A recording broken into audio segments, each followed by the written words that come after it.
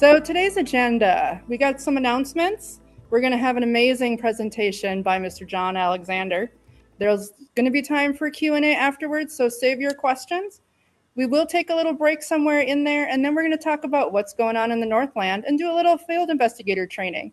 We'll also have time at the end for some questions, comments, or stories to share. And we do have that in-person door prize drawing, and if you're online, don't worry, we got you back too. We got Jer's online YouTube trivia that we'll talk about. Our June meeting is going to feature Dr. Irina Scott. She has been with us, I think, with Minnesota MUFON. I can't recall if she was with Northland as well, but she's a dear friend of mine, and we're excited to have her next month. And our upcoming speakers, we got Science Bob McGuire. I don't know if you've heard of him, but he is a jewel. And September, we're going to do an in-person event at the Palmer House with Dave Schrader. Many of you have probably heard of Dave Schrader, so we're really excited about that. And as soon as we have more information to pass along, we'll definitely let you know. Check out our website as well. And on behalf of all of us at Northland MUFON, we just want to thank you for your support. Doesn't matter if you've donated money or your time or took part in one of our fundraisers. We can't do this without you. And so we really appreciate everything, because without you, we don't have a group. And we do want to extend a special thank you to MG for their generous recent donation. Very much appreciated. We need some help, both in the Fargo-Moorhead area and Grand Rapids. We need investigators. We need some tech support, especially these days in the Fargo-Moorhead area. And we've got lots of other opportunities if you'd like to help us out. So just talk to either Jer or I or one of the field investigators at our meetings. And now our special guest, Col John Alexander. Dr. John Alexander has been a leading advocate for the development of non-lethal weapons since he created the renewed interest in the field starting in 1989. In 2003, he served as a mentor to Afghan Ministry of Defense senior officials through the Office of Military Cooperation in Afghanistan, coalition forces in Kabul. He's traveled to all eight, and I'll let you explain that when the time comes, of the continents of the earth. He's trekked to remote areas of Tibet, including Mount Everest Base Camp, went to Timbuktu and Sahel in West Africa, tracked guerrillas in Rwanda, met shamans in the Amazon, Mongolia, and voodoo witch doctors in Togo and Benin. He's traveled across cartel-controlled areas of Central America, visited ancient temples in Burma, Laos, Thailand, and Cambodia. In New Guinea, he witnessed the emergence of Stone Age tribes people who still practice cannibalism on occasion, and in 2014 was swimming in the open ocean with humpback whales in the Kingdom of Tonga.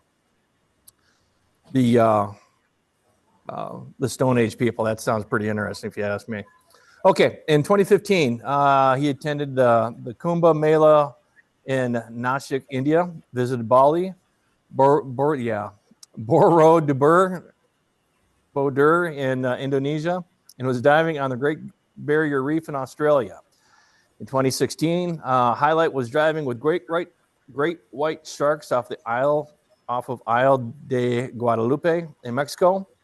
In 2019, he traveled through Central Asia, meeting with shamans in remote Kyrgyzstan, Samarkand, and Uzbekistan. In May 2023, he returned from visiting eastern Turkey, including Göbekli Tepe, believed to be dated to over 9,000 BC, and the newly discovered Karahan Tepe, thought to be 2,000 years older. He entered the Army as a private in 1956, rose to the ranks of Sergeant First Class, attended OCS, Officer Candidate School, and was a colonel of infantry in 1988 when he retired. During his varied career, he held many key positions of special operations, intel, and research and development. From 1966 through 1969, he commanded Special Forces Alpha Team in Vietnam and Thailand. His last military assignment was Director, Advanced Systems Concept Office, U.S. Army Lab Command. After retiring from the Army, Dr. Alexander joined Los Alamos National Laboratory, where he was instrumental in developing the concept of non-lethal defense.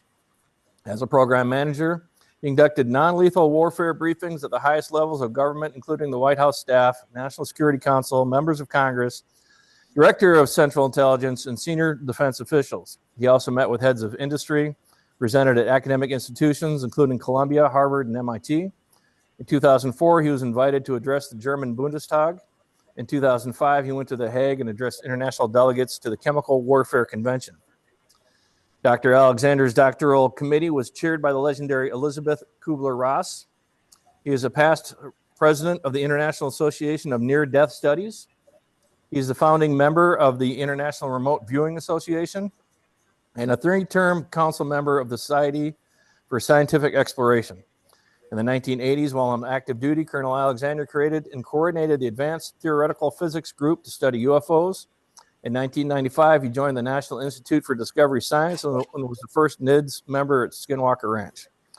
Dr. Alexander wrote the seminal material on non-lethal warfare. He's published articles in Harvard International Review, Jane's International Defense Review, the Boston Globe, the Futurist, Washington Post, and several other journals.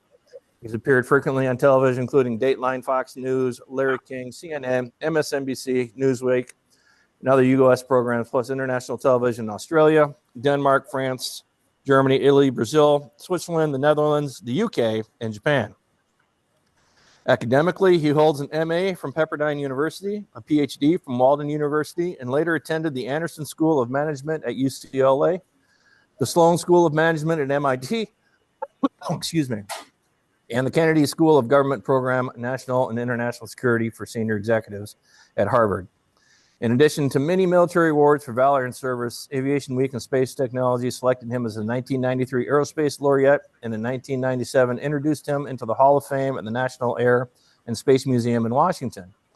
He received a Department of Energy Award Excellence for the Nuclear Weapons Program in 1994 and is listed on Who's Who in America, Who's Who in Science and Engineering, American Men and Women of Science, and in 2001, he was named to the OCS Hall of Fame at Fort Benning. OCS is Officer Candidate School. During 2001 and 2002, he was a member of the National Research Council Committee for Assessment of Non-Lethal Weapons Science and Technology. He served with the Army Science Board for a recent decade. And he served for the Army Science Board, For a recent decade, he was a senior fellow at the Joint Operations University. In 2012, he received a Knowlton Award from the Military Intelligence Corps. Currently, he's a private consultant. His books include The Warrior's Edge, Future War, Non-Lethal Weapons in the 21st Century Warfare, Winning the War, Myths, Conspiracies, and Realities, and Reality Denied, Firsthand Experiences of Things That Can't Happen But Did. So on that, I think we've run out of time. Colonel Alexander, thank you for being here. Thank you for your service. We really appreciate it. That is an amazing bio. Yeah, okay. Well, I didn't expect you to read it all. The floor is yours, sir. All right. Let me start. I start with all my slides of the bias, and my bias is, as you see here, remote viewing, ions, there's near-death studies, see the interspecies communications, after-death communications, psychokinesis, et cetera, and down the lower right, even cryptozoology. And it is my view that all of these things are connected. Also, we give a lot of talks in interesting groups, the UFO groups. My doctorate did a lot of work with near-death studies. I was the president of IONS for a while. I've dealt with shamans, and then, of course, the remote viewing of Urba. It's kind of interesting. It's getting better, but for a long time, these groups were all operating as if independent and different. And it's, again, I think all of this is interrelated. Now, let me start with my position is that UFOs must exist. That just means there's something flying that you see that we don't understand. So it doesn't mean what they are. And I'm assuming the group here, by the way, I'm going to go pretty quickly through a number of things. I'm assuming this group has a pretty good background in the area already. Again, physical reality is simply overwhelming. Those who claim there are no evidence, as you hear, that means they really haven't looked. Now, the bottom line, and something we'll return to, is whatever this is, it is terribly complex, much more than we give credit for. Now, I start with the groups usually and say, how do you define a UFO? And as I said, things flying, but you got little balls of light. We've got hard craft miles across and everything in between. And therein, I think, lies the problem that, and when I come down and talk later about the Ichi hypothesis, but in my view, it's just too simple unless Earth is on the galactic bucket list of places that people have to visit. Now, the question that keeps coming up, are we alone in the universe? The answer is no. This is every star out there. By the way, the number in this is dated. I did hear Neil deGrasse Tyson the other night saying, you know, a billion trillion. Actually, 19 sextillion was 19 with 21 zeros after it. So that means just from a pure mathematical perspective, there's got to be life out there that would have evolved and be kind of parallel to where we are. But that's not really the issue today. This is what I call my the spectrum of beliefs. From on the lower left, you see debunkers, and most people came to be skeptics are actually debunkers. You have skeptics, which I think is a reasonable position if you don't know what it is. Then up there, UFOs exist, crashes and retrieval. ARV is the alien re-engineered vehicle. And the interesting thing is in the lower right, it was actually a Roper poll that was done a number of years ago, and that was a global poll in which we had about 20% of the people saying, not only is ET alive or out there, but here among us and walking around. So a very high percentage of people believe that. Now, the Pentagon says, my point is, the Pentagon says nothing. It's a big stone building. There's lots of people, about 29,000 people with at least 30,000 different opinions and don't agree. You probably know the history on this, Sign, Grudge, Blue Book that went through there. The advanced theoretical physics, I'll cover that in a little bit more detail because that's the group that I put together in the 1980s. Then by now, you know, the OSAP and HIP programs, and of course, and we'll address the ARRO, the Aerospace Anomalies Research Office. There's some interesting things that go along with each of these. So there's good news and the bad news is the government doesn't know what the government knows. But I think one of the areas that's misunderstood lightly is most of them really don't care. Now, there are some people who are interested, and usually the MUFON group in particular, I think this is the most important thing. Sorry, that is not a commonly held view in the Pentagon. They have as many diverse views as any other group that's out there. And this is what I call the Washington paradox, and that is that most people think that Washington is totally inept, except for UFOs, where they believe them to be omniscient. How do these programs get started? Frankly, most of it is personal interest as opposed to being top-down. In other words, it's not some edict that comes out or senior directives that do it. I've listed three here. What I did was where I put it together, kind of what you know, Lou Elizondo and Jim Lukoski with OSAP and HIP. Again, bottoms-up approach. We can discuss some of that if you want. And there's some support and a lot of civilian inquiries. I do recommend this is by George and Column and Lukoski, a great book on skinwalkers at the Pentagon. We'll touch on skinwalkers a bit. As you did hear in the intro, I was with Bob Bigelow the day he bought the ranch. Was the first one from NIDS to actually spend the night there. Now, one thing that I think is greatly misunderstood, and that is the difference between personal interest and institutional responsibilities. The point here is that we got about 4 million government workers. If we believe the Gallup poll, 12%, that means about 480,000 of them have had what they believe to be a UFO sighting. People did investigate, and that did not, until very recently, make it actually a government responsibility.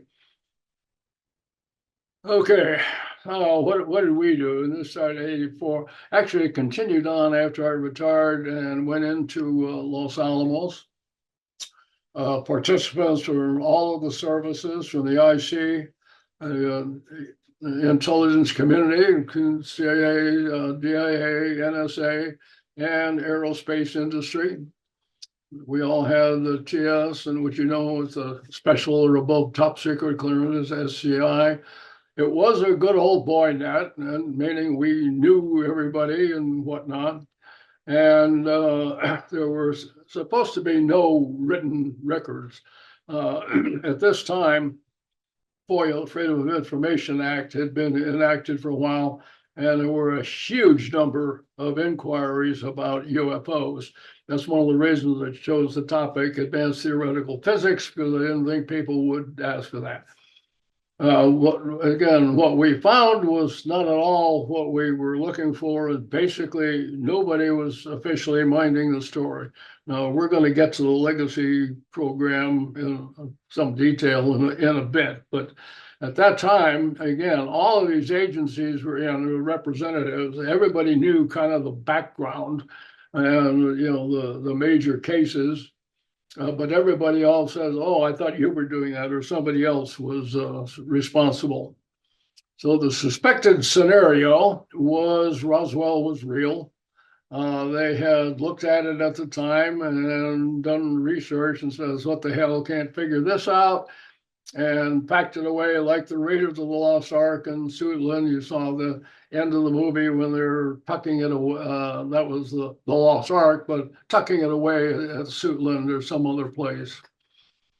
The Condon report, I think, is actually quite important and deserves it. Now, the problem was this. Condon was right, because the question to Condon was not, are there UFOs and that?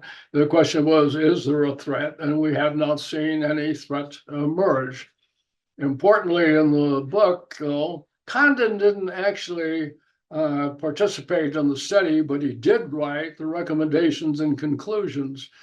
And there's pieces of that study that are actually pretty good, because the conclusions are inconsistent with the material that's in the body of the text. One problem I found as I was briefing kind of up the food chain, the scientific community assumed that this was a really serious study, and in fact it wasn't. It was basically, you'd consider lunch money by Department of Defense standards. But the point was, for the Air Force, remember this is '69, it did exactly what they wanted. Just make this go away, because an action passed is an action handled. And they didn't want to be spending more money on it. So what did we know? Well, we'll talk to some of these things. I want to mention one of the key factors that's going to arise, and I mentioned early on, is this consciousness connection. And at the time we were looking at it, was purely as a physical kind of thing, cases, widgets flying. What was demonstrated, now the time frame on this, again, in the 1980s, but we knew you had instantaneous acceleration. We had the high G right angle turns that no human or living organism could survive. The G forces would do it. They had stealth, in that they appeared and disappeared. Remember, stealth was a big issue in the 1980s. We had just uncovered the stealth fighters and that. We also had interruptions with electrical systems that were without damage and didn't understand that much. There were credible witnesses, and they had, again, remember, that time frame, 1980, military witnesses, astronauts, and you had multiple witnesses between, a couple of people watching and thousands. contrary to most belief, that it ranged from seconds to hours, and sometimes recurred for days to months, and some of them were very close. I got to Jim Hennison and Bent Waters, but up to physically touching. Physical evidence, lots of physical evidence, radar photos and whatnot. There were some metal samples even at that time. One of the early cases, by the way, the slides that you're looking at, except for where you see the big hard writing, I just added that date on there. But these are the actual briefing slides that I was using in the 1980s. This RB-47 case was really interesting because it lasted for about 90 minutes. And you see where the guys were flying around. You had objects above, objects below. You had radar confirmation. And this thing comes down, is tracking it. What's unique also about this case is this was an early, what we call ELINT bird, electronic warfare. And the point here was they had receptors, and they got about a 3 gigahertz signature out of that. And that led to some people actually making sensor systems to try to intercept those signals. From satellites, again, 1980s, this shows 1984. What you have is a DPS satellites in geosynchronous orbit. The point is the field of view is staring at the Earth. So it's very, point is it's very high and a very cold regime. And over on the right side, you can see here, this something flew by that was quite warm and a very close regime. Now, the reason it gets darker is the object is going down towards the Earth. They studied it intensely and came up with a what the hell. I have no idea what it is. This is another one that was kind of interest. And this is an IR signal, heat signal. Now, what you're seeing over here, that's what SeaTac Airport. So you're seeing what jet engines look like going up. The point out is Point Barrow and out in the Aleutians, again, a very cold area and huge heat dumps. They had those periodically, have no idea what it is or why the satellites were picking them up. The point is that this stuff from the satellite perspective was available early on. I was visiting NORAD headquarters, probably early 80s, and thought I'd be a smart ass. So I asked the question, this was a mixed briefing, so it wasn't classified. But I said, well, do you get things that, accelerate, make sharp turns and that? And the guy looks at me and goes, UFOs, yes.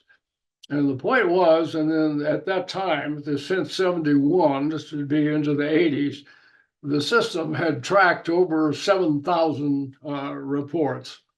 We can come back to the NORAD because turns out on my last job, the commanding general, when we created laboratory command, and I reported directly to him, but he had been a staff officer at NORAD. Staff, they always had a BG, a brigadier general, as a like officer of the day, a staff officer.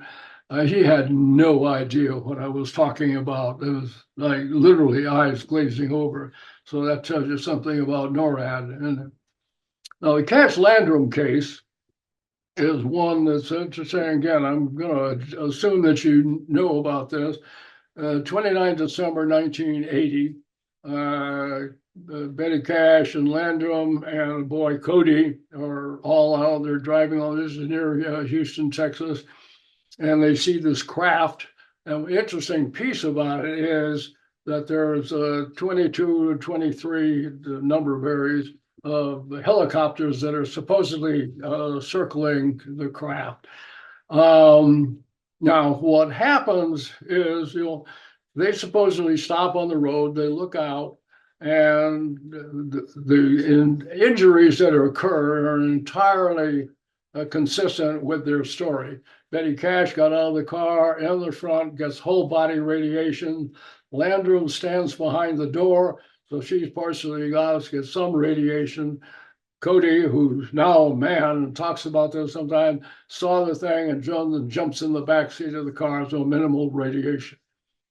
They were seriously irradiated. So what happened was, because of the aircraft being seen around there and the damage that had occurred, they sued the U.S. government, went initially to the Air Force and then to the, they said, well, those are Chinook helicopters, they're Army, so it came to DAIG. Now, one of my jobs was with the Department of Army Inspector General, so they knew I was crazy and interested in all this weird stuff.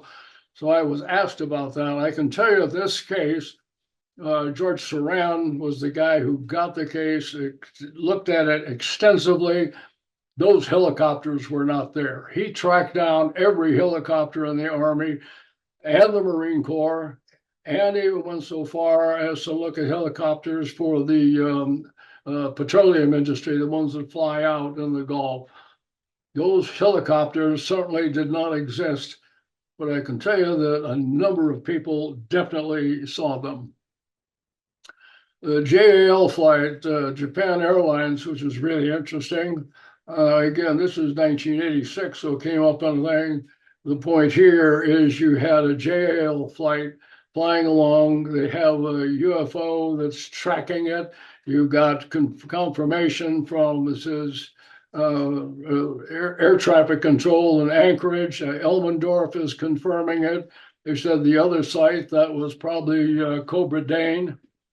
And it was tracked for, it said, a long period of time, very large. It says larger than aircraft carriers. This went on for 50 minutes. He did report it. My point at the bottom, and this applies to what's going on now, some dramatic shifts. And JAL fired the pilot for embarrassing the company. Never mind the facts involved. The 87 Alaskan reports, this is some things that came up. I did include them in my UFO book. Point is, never reported to anybody. They were found accidentally. Again, it was because that I had been in DAIG and we had an investigation, just an ongoing, totally unrelated, that somebody up there and some officer picked him up and said, well, what do we do with these? And it talks about sightings that had happened, again, in Imbil, Alaska. Won't go into all detail, but the point is that these were reported by Alaskan scouts. That's also a long story. They were just filed. There was no place to put it. As far as the accuracy, you understand that the First Nation people who were up there were literally seal hunters and things. Their life depends on understanding the weather, and had things like, you got objects that are quite large and flying against the wind. Gulf Breeze was another one, began in 86, lasted for years. Maybe you're familiar. Ed Walters is the guy who wrote, and in fact wrote the book. There was more than 100 witnesses to the case. One of the things that was interesting about that, you see in the lower right, at that time, the Gulf Breeze Sentinel is no longer in existence. The editor was given a bunch of pictures and try to decide what to do with them. These had come from Ed Walters. And he's looking at it, deciding, do I run the story? What do I do with this? And his parents came in and asked him, saw the pictures and said, well, what are these? And he says, well, there's some pictures. I don't know what to do with it. And he says, but that's what we saw. And so his object was, if I can't trust my parents, who can I trust in this? I did become a MIB at Men in Black at Gulf Breeze. That's a long story. We'll skip it. The Iranian case is also of interest. This was 76, and what happens, it's seen from the tower in Tehran that's out there. You have air-ground radar sightings. They sent up 2 Iranian F-4s, of course, they came from the U.S. and they all reported radio interference. What was the most of interest to me, and the general, the guy who went on, he survived the revolution, went on to become a general, and I actually talked about this. But he goes in, he's running, and he's getting ready to fire missiles, AIM-9 missiles at it. When he did that, lost all control of his weapons panel and the communications, and he turns and he banks out. And when he did, the system came back up. Now, why that was of particular interest to me, I said in the last job as Director of Advanced System Concepts, I had all of the tactical directed energy that the Army was dealing on. That was the high power microwaves and lasers and then particle beams. But my point is, I know how to turn you off, don't know how to turn you back on again. So that's one that's been of interest. Yes, it was classified for a long time. The main reason it was classified is saying, hey, we do spy on our friends. So it wasn't the technical aspect so much as who we were gathering data against. Another case that came up in, this is May 86, is there is a retired Air Force pilot. He's flying an aircraft and he gets surrounded by UFOs, calls for help. They initially set up the F5s, and then that later changed. This went on for, as you see, over 3 hours, and it was both over land and over the sea. And this Colonel Zingle was the guy, the retired colonel who was flying it. So we have lots of things. But what was really unique about this case is that the air minister went public and said, "Yea, verily, this happened, and nothing we can do about it, but that's okay." But it was very unusual to have the Minister of Air actually confirm that this was going on. I'm assuming you probably mostly know about the case, and I guess some of you are in the general area. Maelstrom and say this is this is the one where we got UFOs are reported by the ground crews up above, and the calls down. As you know, we'll get to George Salas in a minute, and he's down there. And in Echo Site, they have 6 to 8 out of 10 are going offline. They call back to NORAD SAC headquarters and so can't talk to you. Echo Site is down 10 for 10. So the point is you got lots of stuff. By the way, this was thoroughly examined. I talked to most of the people who were directly involved, way beyond norm. And this was part of the nuclear triad. This is a strategic intervention of some kind that was not explained. I recommend George Salas he was then a captain at the time. He's been on a number of programs in that, wrote Fated Giant. If you want to find out what happened, I do recommend his book. When I say it gets stranger, actually I was with George at a conference in Mexico. He turns out to later become a contactee after he retires, as UFOs show up in his house in California. There's a number of them, researchers who have switched from just observers to participants. U.S. wasn't alone. In '82, the Soviet Union, remember we're talking the bad old days here, so Ukraine is part of the Soviet Union, and a large craft seen over a missile site, hundreds of people, the hovers there for hours. What was really of concern, now remember on ours sites, the missiles started going offline. In their incident, they started spinning up, and they were going, and the launch commander was going, "My God, we're about to start World War III, and can't stop it." One of the things I can mention is the difference is we trusted our launch control officers, But the Soviets did not, so they had a centralized system for this to have spun up like this, meant it had to be controlled from Moscow.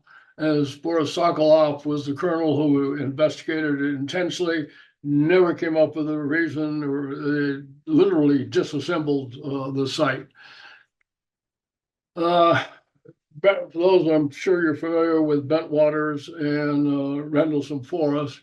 I think this is actually one of the best cases. This is one of the few cases where the more you study it, the better it gets. And of course, in the upper right is Chuck Holt, who was then a lieutenant colonel and deputy base commander. At that time, Bentwaters was a joint US-UK base. And there were a number of sightings that took place, and it spanned several nights. And again, some of these were the same night, by the way, as what happened in the Cash Landrum case. What was interesting, well, the first sightings had happened. There was a lot of hullabaloo around the base about having seen a craft out there.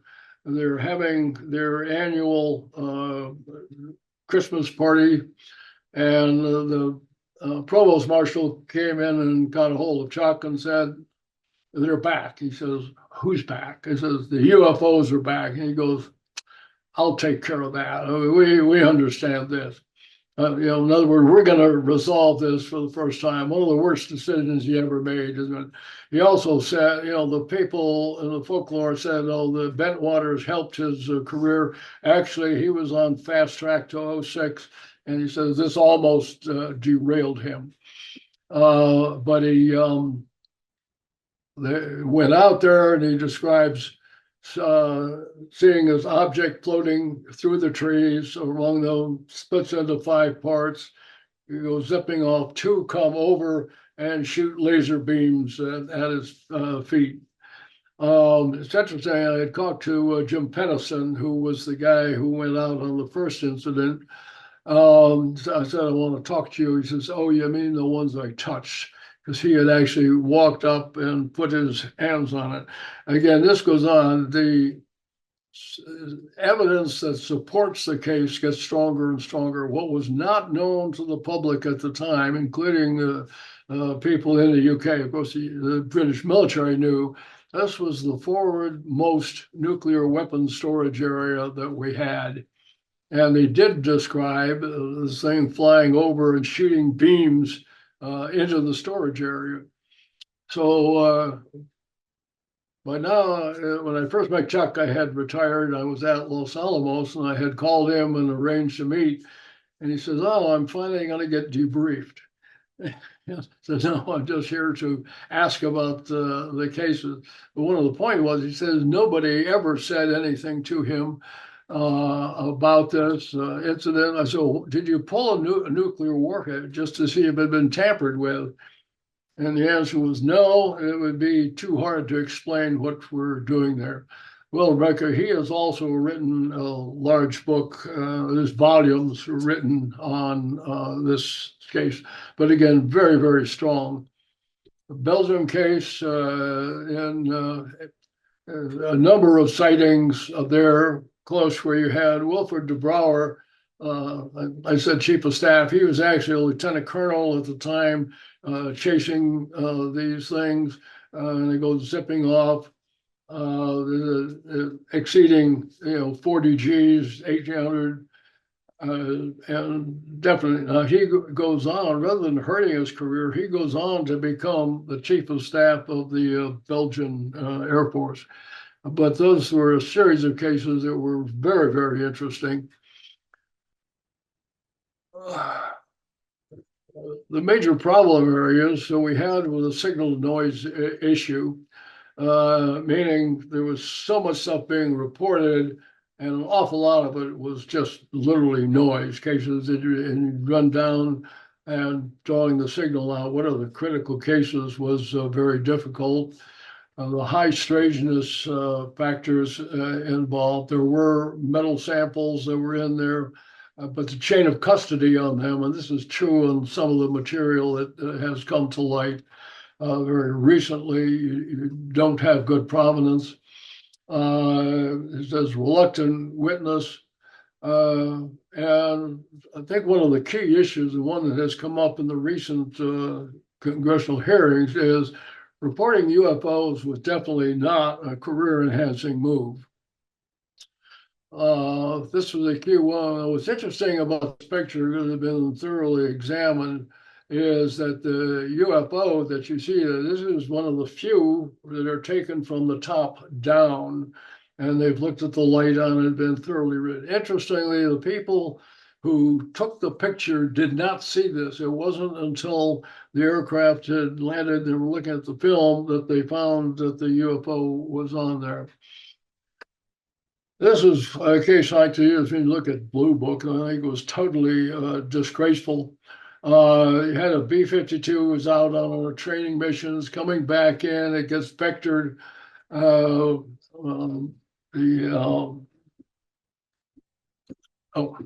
Brad Runyon was the pilot in this case. And so he gets sectored in, and they say, "What are you looking for?" And he says, "Well, you'll know it if you see it." And so they fly over, and they see this object. You see it kind of drawing in the upper right corner. As an object described as several hundred feet long, couple hundred feet in diameter, growing. It turns out that something had come up and tracked the B-52, and it was on their radar in the lower right. What they did is take a Polaroid picture, so the center dot would be the B-52, and you got something behind it that's tracking it. The other aspect of it is that there were witnesses on the ground, so this is a very strong case. Really disgraceful. It did go to Blue Book. It's in the Blue Book files, and they said, "Oh, it was probably Venus." Venus was rising at the time, and Runyon's response was, "Yeah, we flew over Venus." Won't go into all of these. Probably familiar with the various aircraft sightings that have gone on. There's more since. So in my projects, what happened is we were ad hoc. Everybody was paying their own way. We had decided that we wanted to transition to a funded program. So we went to, at that time, Star Wars, which was a $5 billion program, biggest program in all of DOD. And through a friend flag officer, I got to meet directly with General Jim Abramson, who was the director at that time. And this was, of course, the biggest program in all of DOD at the time. So we went in, and I had an entourage from various agencies, and we started by going around the room, who we were, where we came from, and that. And then I began UFO 101. And again, our idea here was, okay, we're going to become formalized. And we got, interestingly, about 10 minutes into the interview, he stops us and said, wait, who are you guys really? And we went back around the room and identified ourselves and the agencies and all of that. And we got done. He says, look, I'm doing a lot of hairy stuff, but I can't touch this, because the point was, if I get caught doing this, somebody's going to clip my budget for having too much money. Now, interestingly, they did lose $1 billion in the budgeting process following that. But clearly, like I say, in the initial interview with Abramson, it was like a deer caught in the headlights. You had no idea what we were talking about. Another guy that came online was Bill Coleman. Got to know him pretty well. He was the former chief of staff of public information. One of the things that was interesting about that is, in order to get the job, he had to be interviewed by the Secretary of the Air Force, and he did. And the Secretary said to him, "Look, we got this UFO." The Blue Book was ongoing at the time, and Bill says, "You got to understand, I am not unbiased. And he had his own experience. Again, I wrote this out. There's several pages in the UFO book, but the point, short version, is he's a squadron commander at Greenville. They're flying a test flight from Greenville to near Fort Lauderdale, Florida, turn north to George Jacksonville, turn west and head back towards Mississippi. And as they're flying along, he's got some tech reps with him. And all of a sudden, they see up above him, about several thousand feet, the UFO. And they're looking at this, and all of a sudden, it drops down and it's on the deck. And they chased it. Bill took over the controls, the lieutenant that was flying the plane. He took over the controls, and they're literally at treetop level.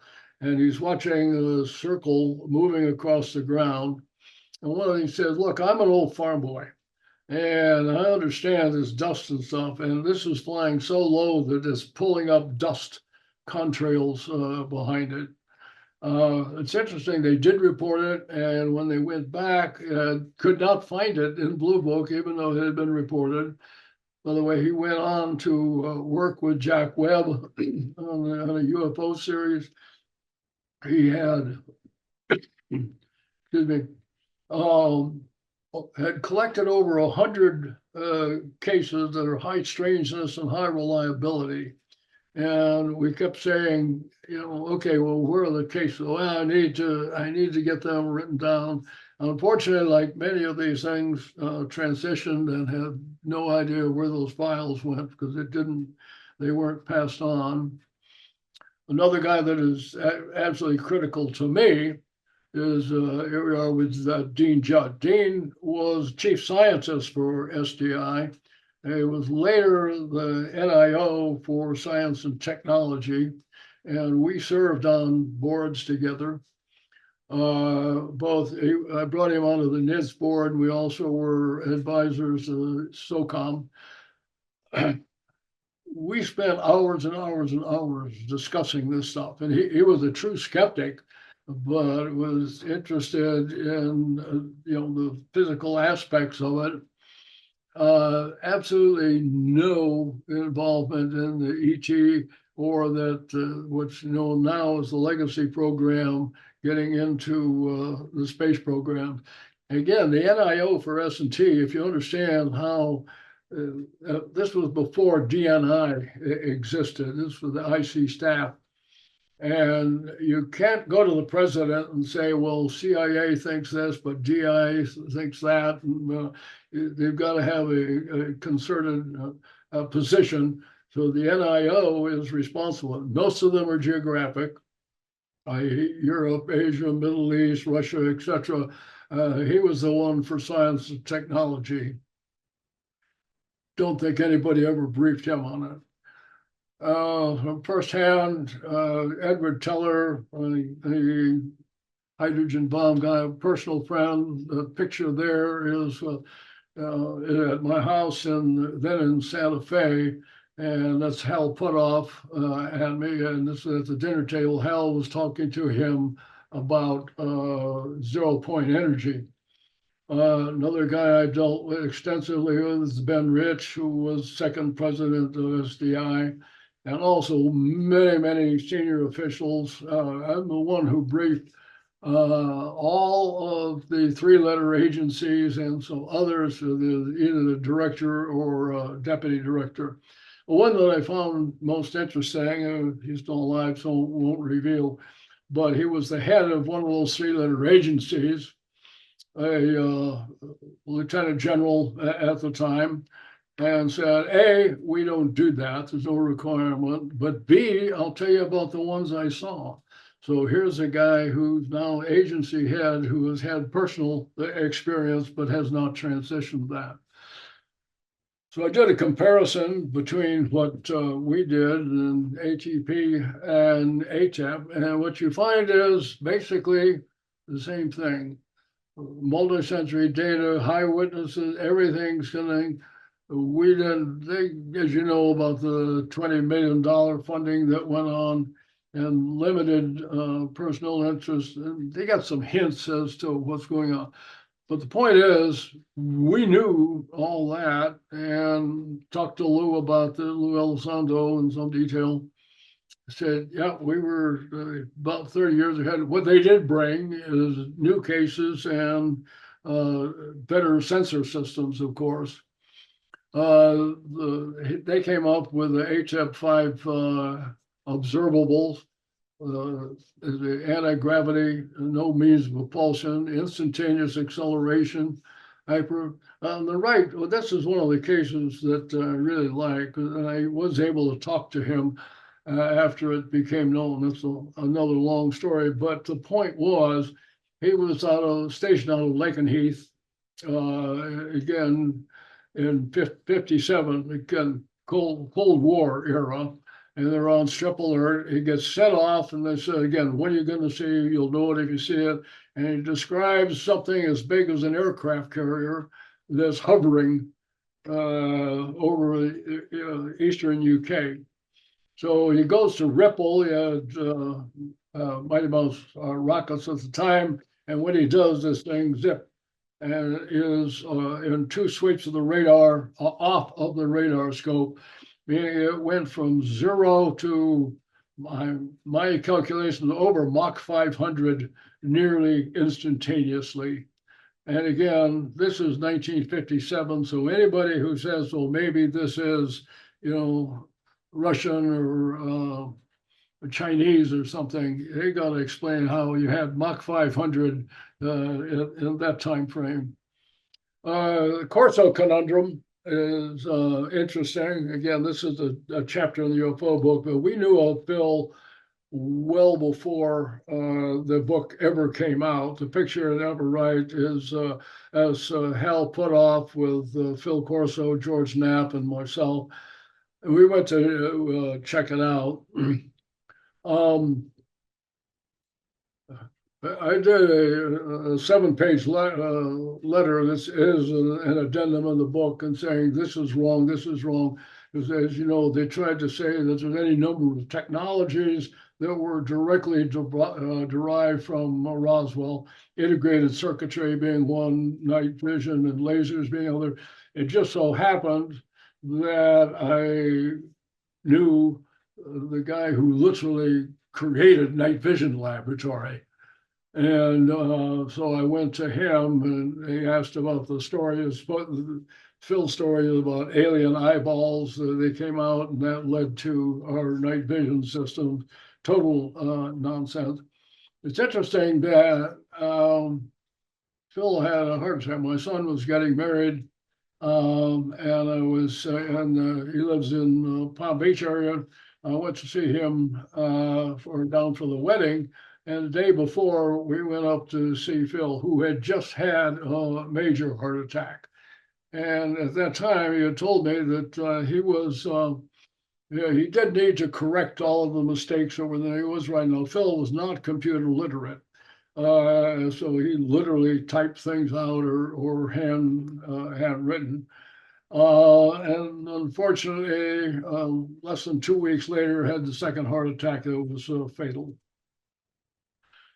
I'm going to assume I won't go through all of this, that you're, again, familiar with the Nimitz group encounters. This is 2004. These are the things that were brought up in the OSAP program. Sudden movements. Again, I'll assume you'll know Dave Fravor, who has, again, been before Congress, built a lot of programs on there, but he's the one who actually took the photos from the plane. They saw the infamous Tic Tac, and again, from multiple aircraft. And one of the things that was interesting, though, is what they reported is that the craft, this is a drawing that's been added, but the UFO seemed to be interacting with something that was subsurface. Again, when you assess this was OSAP assessment on the Nimitz. The aircraft are unknown, not foreign, low observables, radar, etc. And again, we had known all of that decades before, but this was adding data to it. The Roosevelt Group, this is interesting because they're now off the East Coast and claiming it almost daily as they're preparing to go overseas. They're encountering UFOs that are there. You see a series of them that were taking place. Well, one of the things that was interesting is that when they got deployed to the Persian Gulf, damned if these didn't show up again. Oh, whoops. Oh, not going. I'm assuming you've seen Go Fast, Gimbal. So we see them every day, morphing ones. So Arrow is then created, all domain anomalies research. Now, one of the things is critical. It says all domain anomalies. It's not aerial or whatnot. And as you're seeing coming out, not already, there's a lot of other anomalies that get thrown in. Mentioned that Gillibrand, Warner, Marco Rubio was kind of a key, although he has kind of backed off of his statement on that now. But this is what they will focus on, very hardware oriented. In my view, their main mission is keep Congress off our ass, just make this stuff go away as much as you can. So I think the key questions are there more UFOs, or are there just more reports, or just better sensors? And of course, one of the two of the key issues is, can intent be determined? And of course, residual is a threat. This is a case from Jeremy Corbell, had over 29 palms in 2023 at Camp Wilson, which you see is lots and lots. Again, more than 50 witnesses, lasted over 10 minutes. Interestingly, Arrow's in existence at the time, and this does not get investigated. The key researchers I'll talk to, still dealing with Gary, who actually believes that UFOs or the aliens are here and continue to. Now, the issue that comes up at the moment, the key one, of course, is there a legacy program? And of course, Roswell suggests it is. Key people disagree. Material science has been looked at and does look very interesting. Some credibility has come along with our Avi Loeb at Harvard and created the Galileo project. They're looking at it kind of intensively. You may have seen the movie. If not, I would recommend it. The Age of Disclosure that came out in November of last year. Now, this is primarily Lou Elizondo and Jay Stratton. Lou, I'm assuming you know, like Jay was naval intelligence, now retired, and was the head of the program where all of the LSAP and HAP came together. Now, UFOs are not the greatest story never told. Disclosure, in my view, has happened and happened and happened, and the community won't take yes for an answer. There's how many times it takes many of the key people who have all come forward, many countries, just said, at least this exists. The countries have happened, and we were told that you can't disclose this because terrible things will happen if the public is made aware of these issues. And that's been kind of the global response at the time. It's been a ho-hum, and that includes, we'll get to what happened today. One of the key issues, and this gets to disclosure, in 1947, General Nathan Twining is then a major general who's the head of Air Force intelligence, and he wrote what's known as the Twining Memo. It was secret at the time, later is top secret. And he says, hey, the phenomenon is real, it's not fictionary or visionary. What's interesting to me is, and this is written to the Air Force classified line, there's no indication talk about Roswell and certainly not crashes or bodies, even though this is immediately following that period. So why wouldn't be and now have reluctant. I say, why wouldn't you investigate? So investigators are reluctant. A potential for embarrassment. I think your probability of success is, as I said, low, is almost non-existent. And you do run into, do not dismiss this, it's demonic. And I've added the picture here. I mean, that's J.D. Vance, the vice president, within the last few weeks. Whatever this is demonic. And we ran into this in several programs. Yes, you can do that, but it's work of the devil. Legitimate reasons for classification is they don't tell you how good your sensors are. Now, one of the things that happened after I accepted to do this, unexpectedly, on 8 May, we started getting the documents that were released. And I'll come to in a minute. I did not know that documents would come out yesterday, and have to address some of those. But again, if you look at time frame on 1945, a lot of this is just old stuff. The initial one, and if you want it, you can go to www.war.gov/UFO. Reports are there, but it's not a searchable routine. You can't go in and find those things. You've got to go on each report and bring it up. Many agencies reporting, and there's almost no analysis or context to it. They did have some video. The one on the right there is where there's a picture that was released where it's a real location, but they added a drawing to it. Of some interest, were astronaut sightings of seeing firefly kinds of things and that. What you don't find in any of the reports is an explanation. I had to get busy this morning. I literally drew the slide in response to what was coming out. I understand there's 51 videos. I just grabbed the photo that some have. That's kind of what you see. There are some reports of UFOs flying in dimensions. You do see them splitting into different areas, and then some morphing, going back together. Interesting, the green fireball is one of the center of attention. What surprises me there is this was over Sandia, or a lot of them were at a time. This was very, very well known, widely reported. There is an interesting case of a senior official within the last couple of years reporting being out flying around, seeing a thing.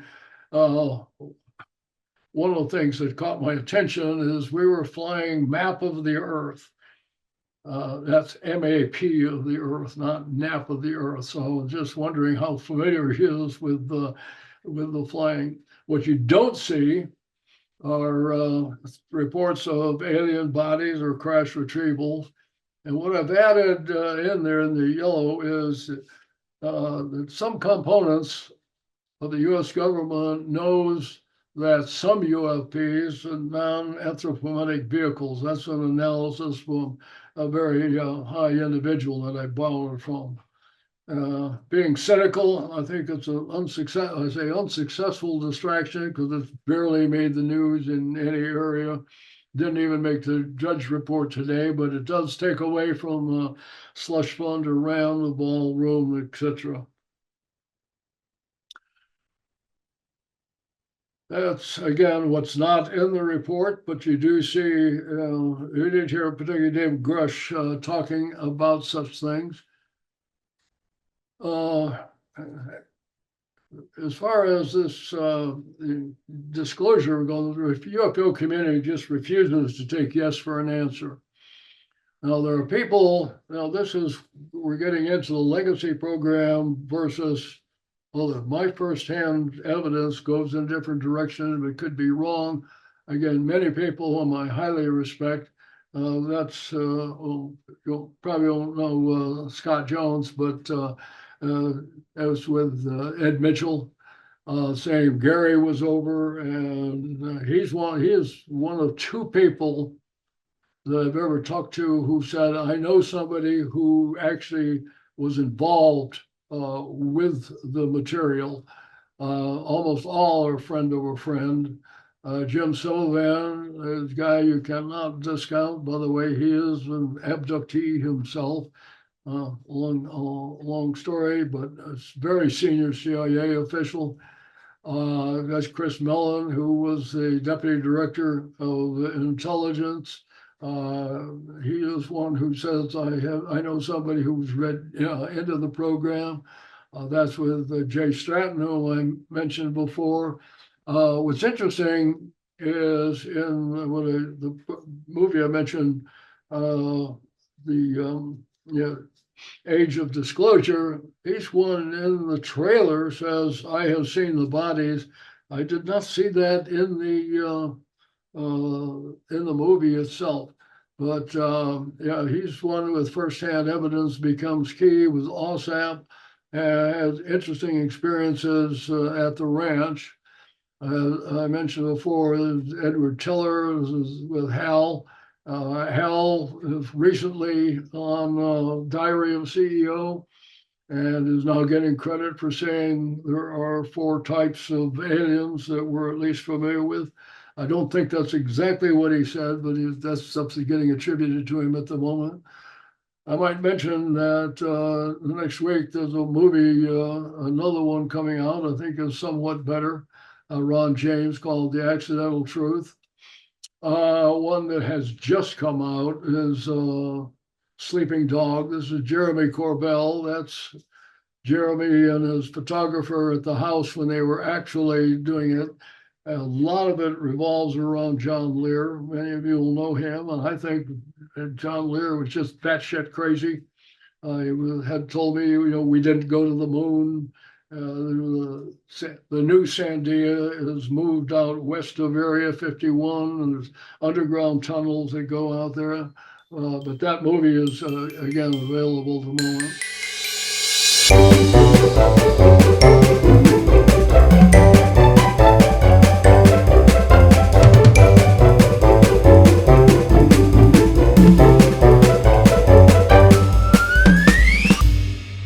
This gets personal. This is my second sighting. It's the Chris Bledsoe case, and this starts in 2007. He's down on the Cape Fear River, and they're going to go fishing, and they build this big fire. And Chris leaves, and he's walking up the hill. And when he gets up to the top of the hill, we're talking a couple of 100 meters, not here is 2, and then becomes 3 UFOs up there. Later, a short time later, he comes back and he thinks it's about 20 minutes later. I remember he went up at twilight and finds out it's 11 o'clock. And they say, where are you? You've been gone for hours. And he thinks it's just minutes. He now thinks probably had an abduction style thing. Chris Jr., who had been with them, is off hiding in the woods understaffed. So they throw all their stuff in the car. By the way, UFOs are flying over top. They're a terribly complex case, but things landing on the far side of the river. They throw all their stuff up and go up the hill and get chased. He gets home, and what happens is he finally gets home. He has to drop these other fishermen off first. And he sees something out the window. The dogs are barking, and he goes outside, and something starts chasing him. By the way, he lived on a 5-acre lot at the time. He lives at a different location now. And he runs down, and he finally turns around, stops, and says, okay, you got me. And they say, there's a telepathic message, you don't understand, we're here to help. And then by that time, Chris Jr. shows up, entity just disappears. The next day, it's around noon. He says, gee, I haven't taken my medicine. And he had Crohn's disease very seriously for over 12 years at that time. It's gone on considerably now, and that continues to be true. There's others, again, these things are happening all the time.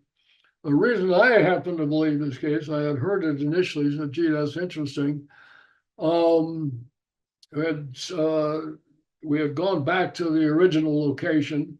My wife and his daughter Emily were along, and we went down and came back up to where the car was parked. It's just getting dark at the time, leaning against the left front hood of the left front fender. And he's pointing out where this happened and that happened. All of a sudden he stops and says, "Oh, I think they're here." And with that, this thing within 15 seconds, it pops into view and goes zipping off. And I saw that. And the point was, it was the temporal relationship between him saying, this is, they're here, and knowing it. And again, this is continuing to this day. There were other things that happened in his backyard as another catalpa tree. The tree caught fire from the inside. Now, this was not a fire. This was taken when none of that is there, and yet the smoke is showing up on the film, and people sending clothes in and for healing and whatnot. Now, so this brings up the question of orbs and the relationship to UFOs. And the question is their interaction. Now, Chris now does call him in. He goes to conferences all the time, and almost all the time. I mean, he's getting interactions literally on a daily basis. That was just one. By the way, the whole story is written up in his book as UFO of God. You should know that he comes from a very fundamentalist Christian background, which and has paid a huge price, as has his family, because the local community does not like what was going on. So Jim, it turned into two forwards, but Jim Simovan want one, and I want one. And I say, if you get around to him, people go home and seem to be having this orb sort of thing goes on. Yeah, this is our interspecies communication. And I say, I come down against the ETH or extraterrestrial hypothesis, not because they don't happen, but because it's just too simple. And the point is, we have been reports of interactions with humans and sentient non-humans throughout human history. Like emerging people talking about ultra-terrestrial because you have extraterrestrial, interdimensional, temporal, or time traveler kinds of spiritual entities, post-mortem beings, and the time, but tulpas and things like that that come up creations of consciousness. But there's lots of reports of interactions between some sorts of being and sentient non-humans. NASA has got involved. I'm not very, their history has been overtly hostile. I use this, I had talked to this 14, a long time ago. This is an individual who was giving a report of finding life. Now, we're not talking about sentient life. He was going to report at a very high-level conference on finding unicellular organisms. And he got supposed to go, and at the last minute, NASA just said, "No, you can't do that." And he said, "Screw you, I've got enough time, I'm retiring." But the point was that the overt hostility to the topic, and that may be changing. We did Bill Nelson. I don't know about the new reporter, but as a former astronaut, that they were at least reaching out and a bit more sympathetic. Those who know John Mack, with John, he agreed, and particularly on the complexity of these reports. Let me go. My points here are that these reports of interactions with non-humans are reported and throughout human history. Frankly, that they fly in on little tin cans is a fairly new wrinkle to a very old story. this is sort of one of the best sellers that you'll find. The other that I find problematic are the number of types of reports. By the way, I think Hal had talked about the Nordics, reptilians, of course, grays, and something else as being part of the interaction. One of the questions is, why is it if they travel across the galaxies and can get here, this is following on the ET hypothesis, why are they so different? And why do they go to specific areas of the globe? In other words, certain types of ET interactions are reported in certain geographic areas. Yeah, why aren't this? Skinwalker Ranch, not going to go into any detail except to tell you it is a very, very strange place.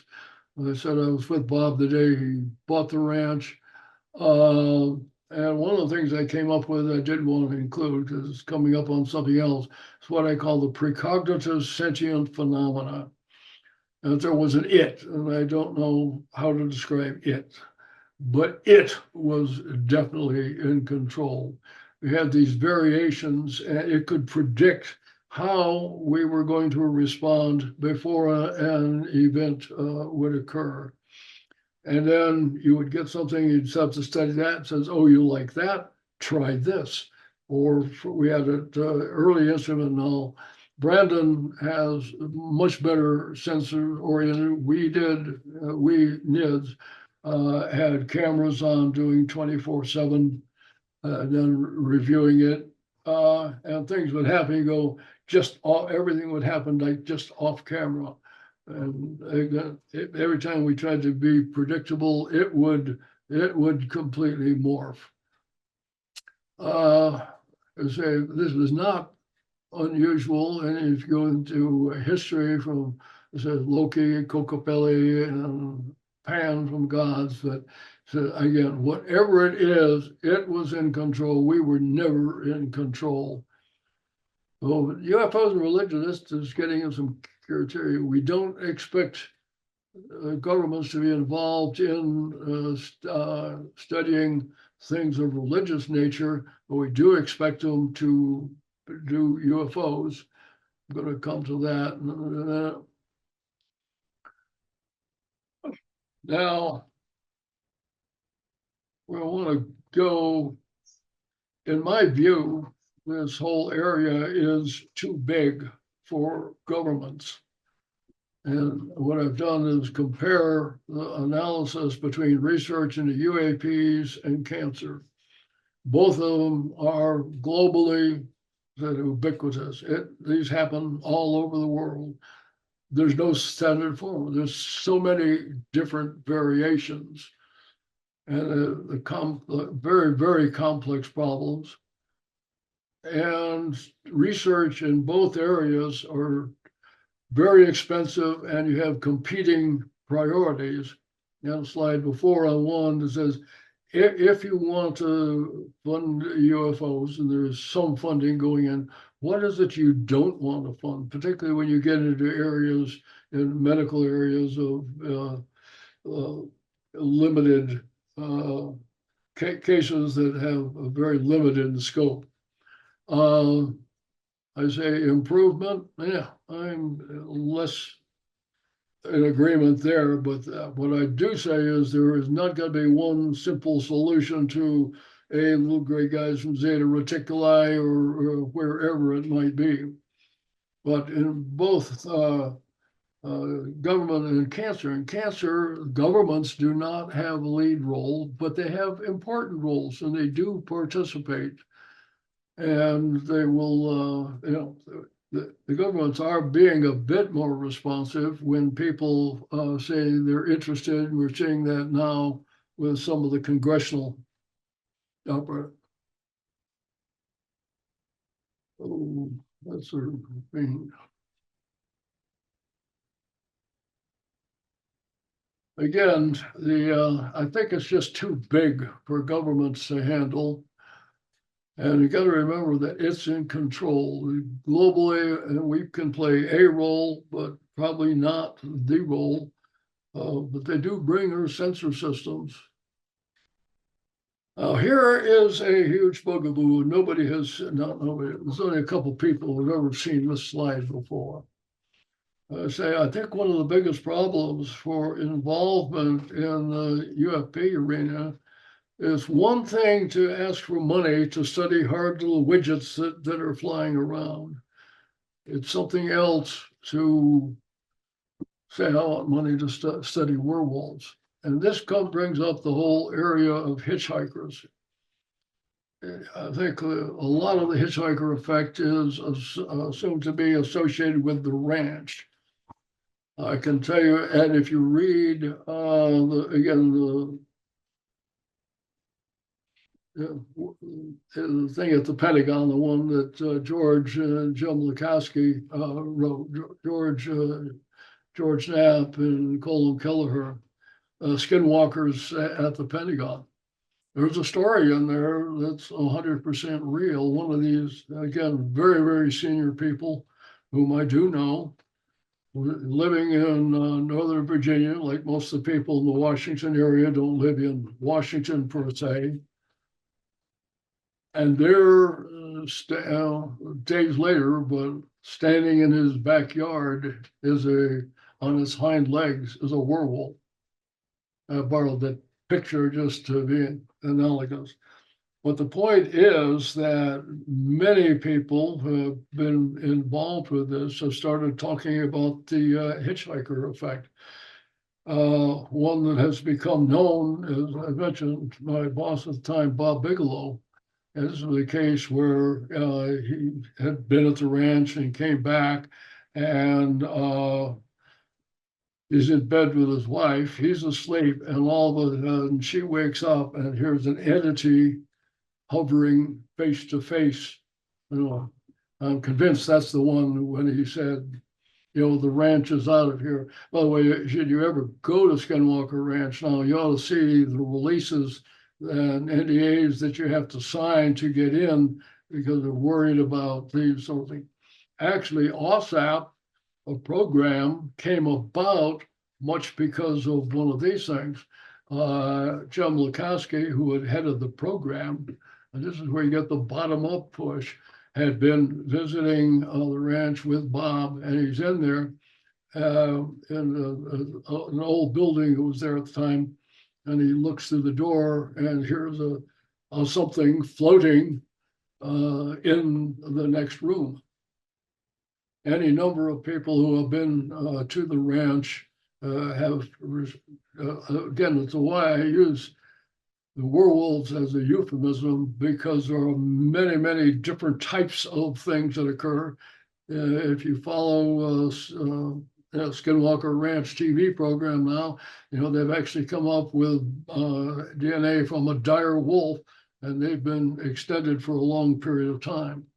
So my point here is, I think from a political perspective, it's one thing to say, I want to study, hard UFOs that are showing up on sensor systems and that. But when you digress to these other areas, it's going to be very hard to say, I want money to study that. And yet that is where the data take you. But what's the most important question you can ask about these things? As I said, it's what's for dinner. Now, there's a limited number of people here talking, who thinks this is a very important area.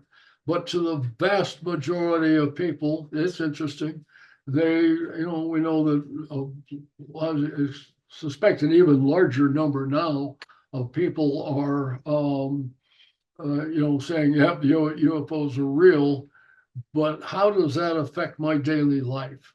And even acknowledgement is not going to change that. As I've said, confirmation of what you already believe is not a paradigm shift. And people have said, oh, it's going to change everything. No.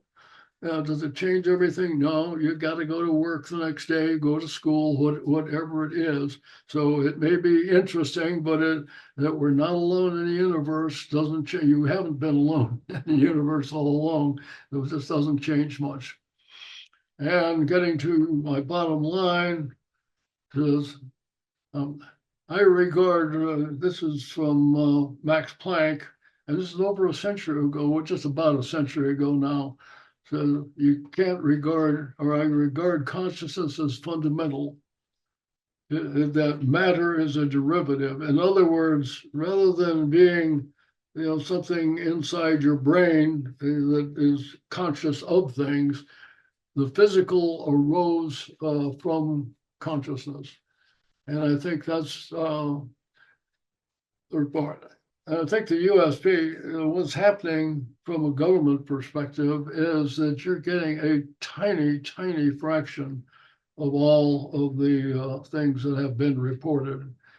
So it is my view that the future of UFO research is going to be in consciousness studies, telepathy being the key. Now, one of the questions I asked, and this does get political, and I asked this to Jeremy recently, is it too late for a revelation? For most people now, I mean, the government's always been an iffy thing, but they're not trustworthy. We also don't trust organizations. And look, I use there the number of science papers that have been retracted. So there's a degradation in trust in science per se. And you throw on top of that what AI can do for you. So it's, having convincing evidence is going to be extraordinarily difficult. I'll use this where I end. This is my UFO book. The final words are, in the end, it is clear that the universe is far more complex than we ever imagined. We are not close to solving the enigmas posed by UFOs, but rather still are on the front end of defining the fundamental issues and boundaries. With that, sorry, we did not went a bit longer than expected, but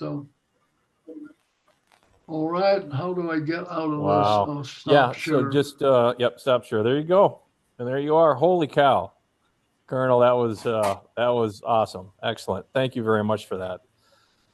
Okay, so it's Q&A time. So if we got where do you want to start, Ann? You want to start there in Fargo or here?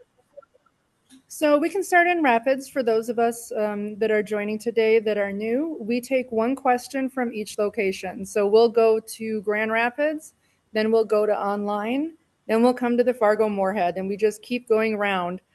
So everybody has a chance at each of our locations to ask a question. We definitely have some questions here in Moorhead. So if you're here in person, feel free to come on up and ask your question and be on camera. Or if you're a little shy, not a problem. Just ask your question and I'll repeat it. Hi, Colonel Alexander. How you doing? Good. You? First of all, I just wanted to let you know this is truly an honor to watch everything, your presentation, and just I know a lot about your career, along with Joseph McMoneagle. You two are very high up here in my my realm. So I didn't do it. I wasn't there. I think you might have been. No, so my question is, I guess, and it's just something that I've been wanting to ask you or Joseph McMoneagle, I guess, for a while here. And do you know Tim Taylor, the Dragon? I'm sorry. He's mentioned in the UFO of God with Chris Bledsoe, Tim Taylor. Right. Okay, have you met him? I met who? Tim Taylor? No, I have Tim not. Taylor? No, that name has come up. I have not met him. Oh, okay. I was just wondering, being like with Chris Bledsoe and everybody, and he, the Chris thing has mentioned it, and you and several others, but it's not a twain that has crossed. Okay, it was just the fascination with the metal that he brought. Yeah. Okay, that was. I just wanted to see if you had ever had any interaction with him or anything. No. Okay, thank you. All right, thank you. Mark Toffel, field investigator for MUFON here. Two real quick questions. TR3B, is it real or not? And have you ever had any contact with Paul Hellyer? Is the TR3B a real thing? I don't know, but as I've told people many times, don't be surprised if strange things fly in the desert. because I'm from Las Vegas here and out there, and yes, they do fly unusual craft. As far as super large ones, I can tell you that I had. I won't go to the general I was talking to, but one of the key guys in the research, aviation research, and asked him not about that specifically, but you know, there was giant craft. And what's the biggest thing we had? And it would not support the TR3B or Y. Uh, yeah, you had asked about Paul Hellyer. Yeah, we have crossed swords. I found him. It was stunning to me because he really was the Canadian Minister of Defense. And what he didn't know about the US government and how it worked, I found stunning. So now, on the other hand, I asked him about his sources, and his response was, how did you ever get to be a colonel and ask a minister about their sources? Because I found it quite unreliable. Colonel Alexander, if you wouldn't mind, sir, I would appreciate any sightings that you personally have had yourself. And a little description, if possible. Well, that was in the briefing. That's the one, again, with Chris Bledsoe. Trying to think, there was one other one, very, very minor, when I was up in Washington, state of Washington, and Jim Gilliland's place there. I was using third gen night vision devices, and I was watching things going across the sky, and a lot of them were satellites, and then watched this one progress from west to east, and all of a sudden it stopped. And they're going like, satellites don't stop. So that was one. The other was the one, like I say, with Chris Bledsoe. Have had better ones actually in my family. In fact, my brother has accused me and said, you know, you study the things that we do, and having seen various things. Well, I have my son actually was fishing. He's in Florida, and was out on the Atlantic. I did see something come out of the water and go off, but my personal is only those two events. All right. Well, thank you. I appreciate that. Good afternoon, Colonel Alexander. Thank you for being here with us and taking the time to educate us. My question is if you could speak on some of your more prominent experiences with remote viewing. Oh, wow. By the way, I saw that on the Facebook thing that went out. Not sure where we could spend days on that. Have you got a specific question? I mean, that's like like talk about UFOs or something. I mean, it is that broad. I actually have another part of a briefing. These things go together, but this is hours and hours of stuff. She says, perhaps your favorite one. Wow, not sure. The favorite one, well, there's actually two people that I recommend for training. One of them is Paul Smith, and some will know. And better known is Joe McMonagle, who was remote viewer 001, natural and the best of the best.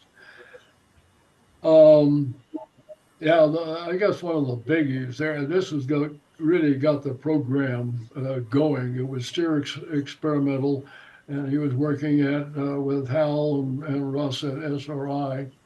And I think it was CIA who came in and asked a question about something at a specific location. And again, he tells, well, it's a big building and whatnot. And so they came back and they showed him a picture from a Talakehole satellite. I said, what's in this building down there?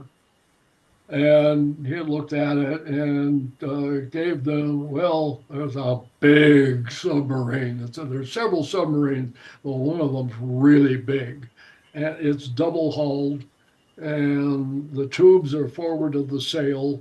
And here's a whole bunch of other, technical things that are going on. And so he says, oh, and in 6 months, there's going to be a new canal and it will get out to the ocean. They sent that to Navy boat builders who kind of said nonsense. If you build anything that big, when it went to depth, it would crush. And we don't have any indication of major shift. But most of our launches were behind the sail. The sail, by the way, is the big thing, like the conning tower or whatnot. Anyway, a few months later, the clouds parted, the cameras came on, and there was the Typhoon class submarine. And it was just as he had predicted, and we had totally missed the development of it. And I'm not sure, I don't think there was some under development. It may still be the biggest, but it was the double-hulled titanium submarine. But like I say, the whole room, like I said, that we could go on, we could spend hours on just the topic. In fact, I could pull up slides with that, but I've got them buried below. Colonel Alexander, thank you so much for being with us this afternoon. It's an honor to speak with you. My question is about your reaction or impression to, this was a statement that Lou Elizondo made around the time of his release of his book, Imminent. And I'm paraphrasing, but he said, if you understood all that I know about the impact of UAP, your reaction would be somber. You would feel somber. And then he went on to say, I encourage everyone, connect with your family, go out to dinner, love each other. Do you have an impression or a reaction to that? Well, I know Lou. He's made some. Let me digress to Corbell and Knapp have a program called Weaponized, and there's a recent episode with Jim Lakosky, and in fact he was pitching this book. I don't know if you've seen it. This is just out for about a month. It's called Future Visions. Lakosky has done 3. But he was asked about, the revelation, and his point was one of the reasons they can't, quote, reveal things is they don't understand it. Go back to my closing statement. Whatever this is, it is more complex than we can possibly imagine. The phenomena keep morphing. And, I know what they have seen. I mentioned Jim Lakosky. Not sure about Lou, but others, again, at the ranch having these apparently unrelated kinds of phenomena that don't stop. The same as I mentioned with Chris Bledsoe. I mean, the main thing, there was the initial incident, and it has continued on for years. And it keeps morphing and getting more and more complex. I think there are enough people, and Lou's one of them, who have had experiences and whatnot. They really can't explain it. And so reveal, when you say reveal what? Reveal that we don't know. Kind of we're at fundamental level talking about the nature of reality.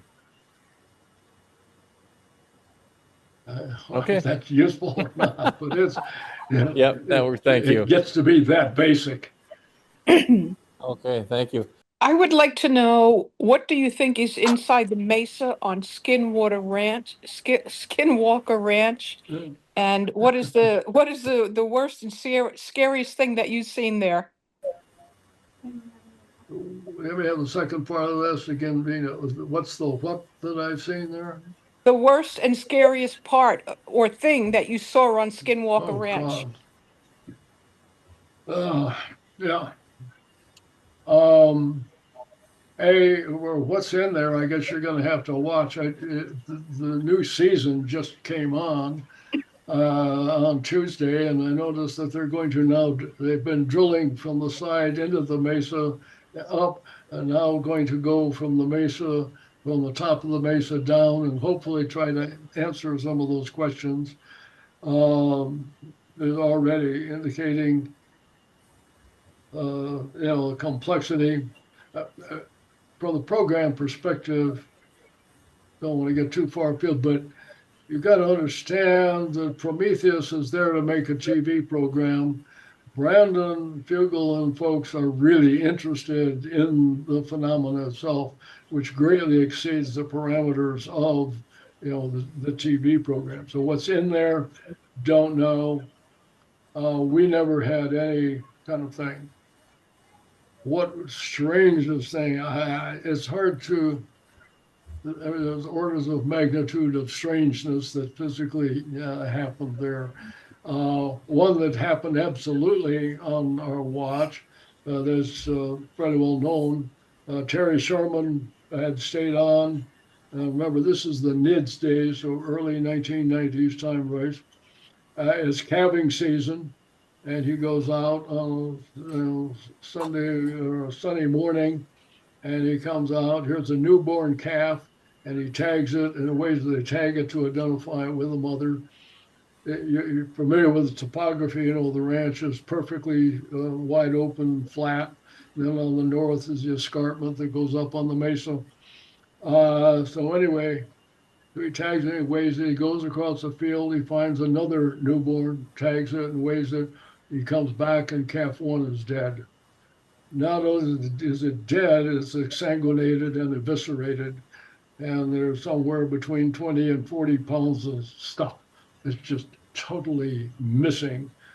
This is one of the ones where I say the precognitive sentient phenomena. We had George Unnett working for us, who had a double doctorate. He was a DMV, veterinarian, had him on site within a few hours. The ear with a tag has been sliced off. It looks like it's been cut by a laser. So the bones are intact, but the one bone that's missing, all the stuff. And people said, well, maybe the blood, went into the ground. Well, I had contacted George and had them go to a slaughterhouse and get blood and pour it on the ground in a different location. And you go back weeks later and you say, that's where the blood was poured on the ground.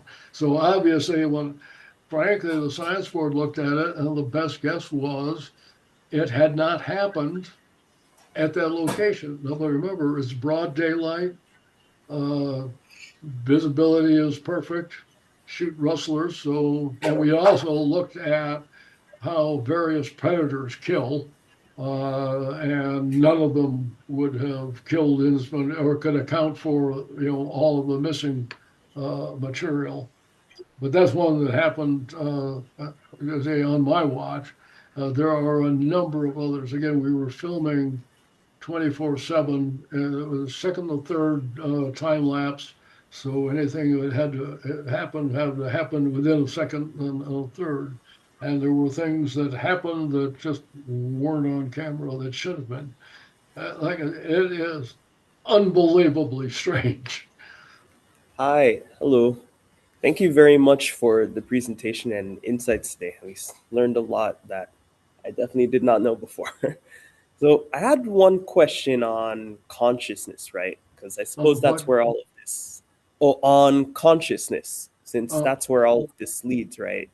I suppose even if we do formally as a society acknowledge UFOs, then we still have work tomorrow, right? So are there any documents or studies or even tutorials on how to really understand consciousness at the fundamental level? I know all of this is infinitely complex, but Do you have any simple questions? oh Sure, I guess. Yeah, How there to are advance. in fact, I think it was the University of Arizona. What was the name? Has I think they're meeting in UC San Diego coming up. And the point is that this is an area that is receiving considerable more attention and trying to understand just basically what is the nature. From a scientific perspective, of course, we live in a society that believes basically in materialism.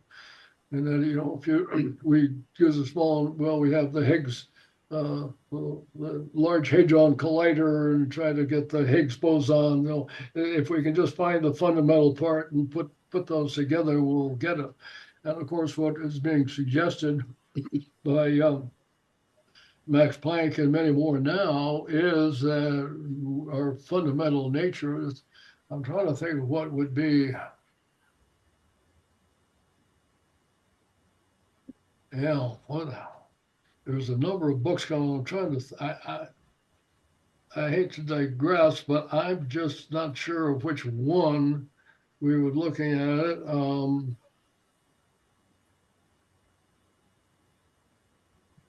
We have to understand that these fields coincide, and there is the Department of Perceptual Studies at the University of Virginia, and what's his name? Tell you what, I will go down and check because the irreducible mind is I believe the name of the book. Ed, so the first name's Ed, is the guy who wrote it. But again, it's the University of Virginia, and if you look up the director of perceptual studies, Bruce Grayson, this is where particularly the whole near-death experiences start to integrate. And also doing a lot of work in postmortem communication. I'm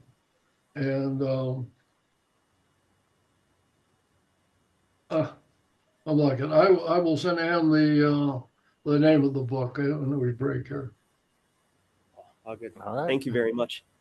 Have you any knowledge of any mutilations or injuries of humans other than cancer that have occurred from these sightings?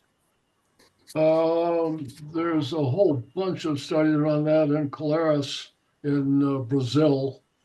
Jacques Vallée had studied on that, and I'm trying to think. Actually, in the OSAP program, I don't know if they published that or not, but Colares, Mexico, or Brazil, northeastern Brazil, there were a series of sightings, and people had very deleterious interactions with the thumbs. The other one,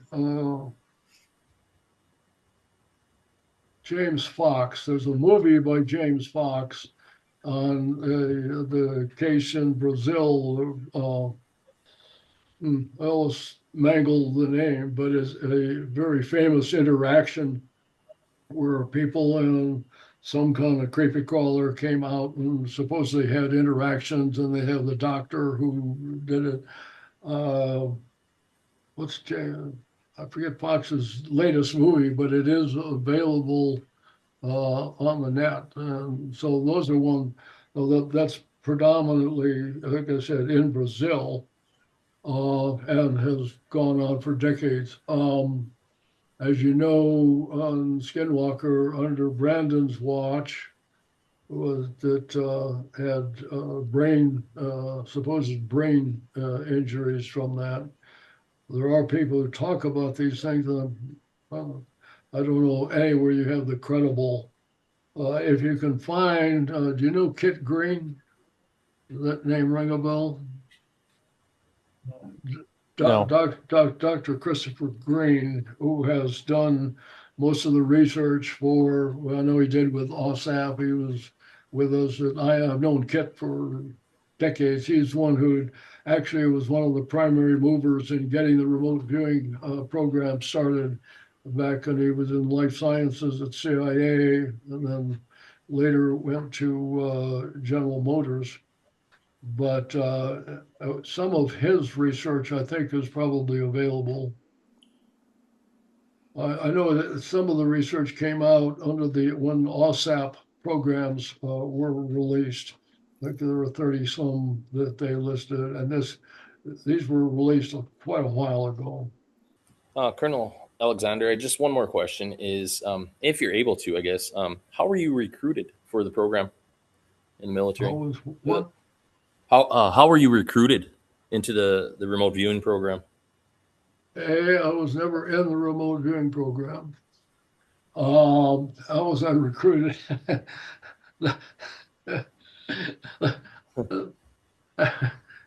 What happened, I wasn't recruited. B, what happened was I was attending Command and General Staff College at Fort Leavenworth, which wasn't terribly challenging. And I wrote a story you can find some places called The New Mental Battlefield. And it appeared in Military Review, which was the journal of Command General Staff College.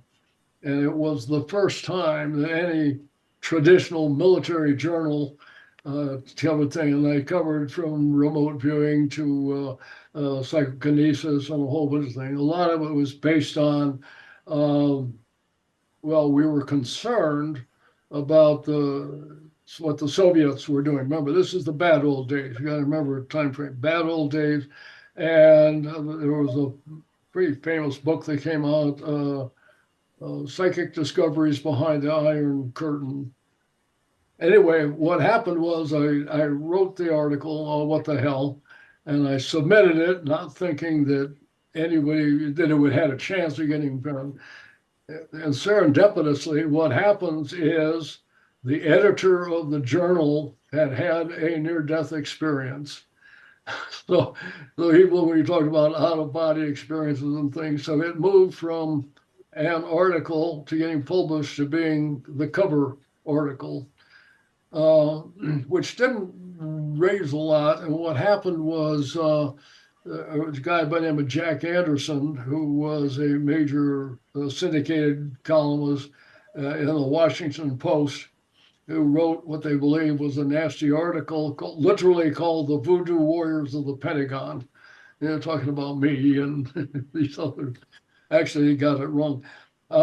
So anyway, became known because of that. And then what happened was that I was in the Washington area. Again, I was at DAIG at the time. And I went to a conference, and there was a woman who was the wife of a retired colonel who was the wife of the Deputy Secretary of Defense, General Richard Stilwell, who happened to be interested in it. So I'm in the Pentagon, and I get called. Now, lieutenant colonels do not go see DepSec Def without intermediary, some flag officer to bob their head. Now, that's not what happened.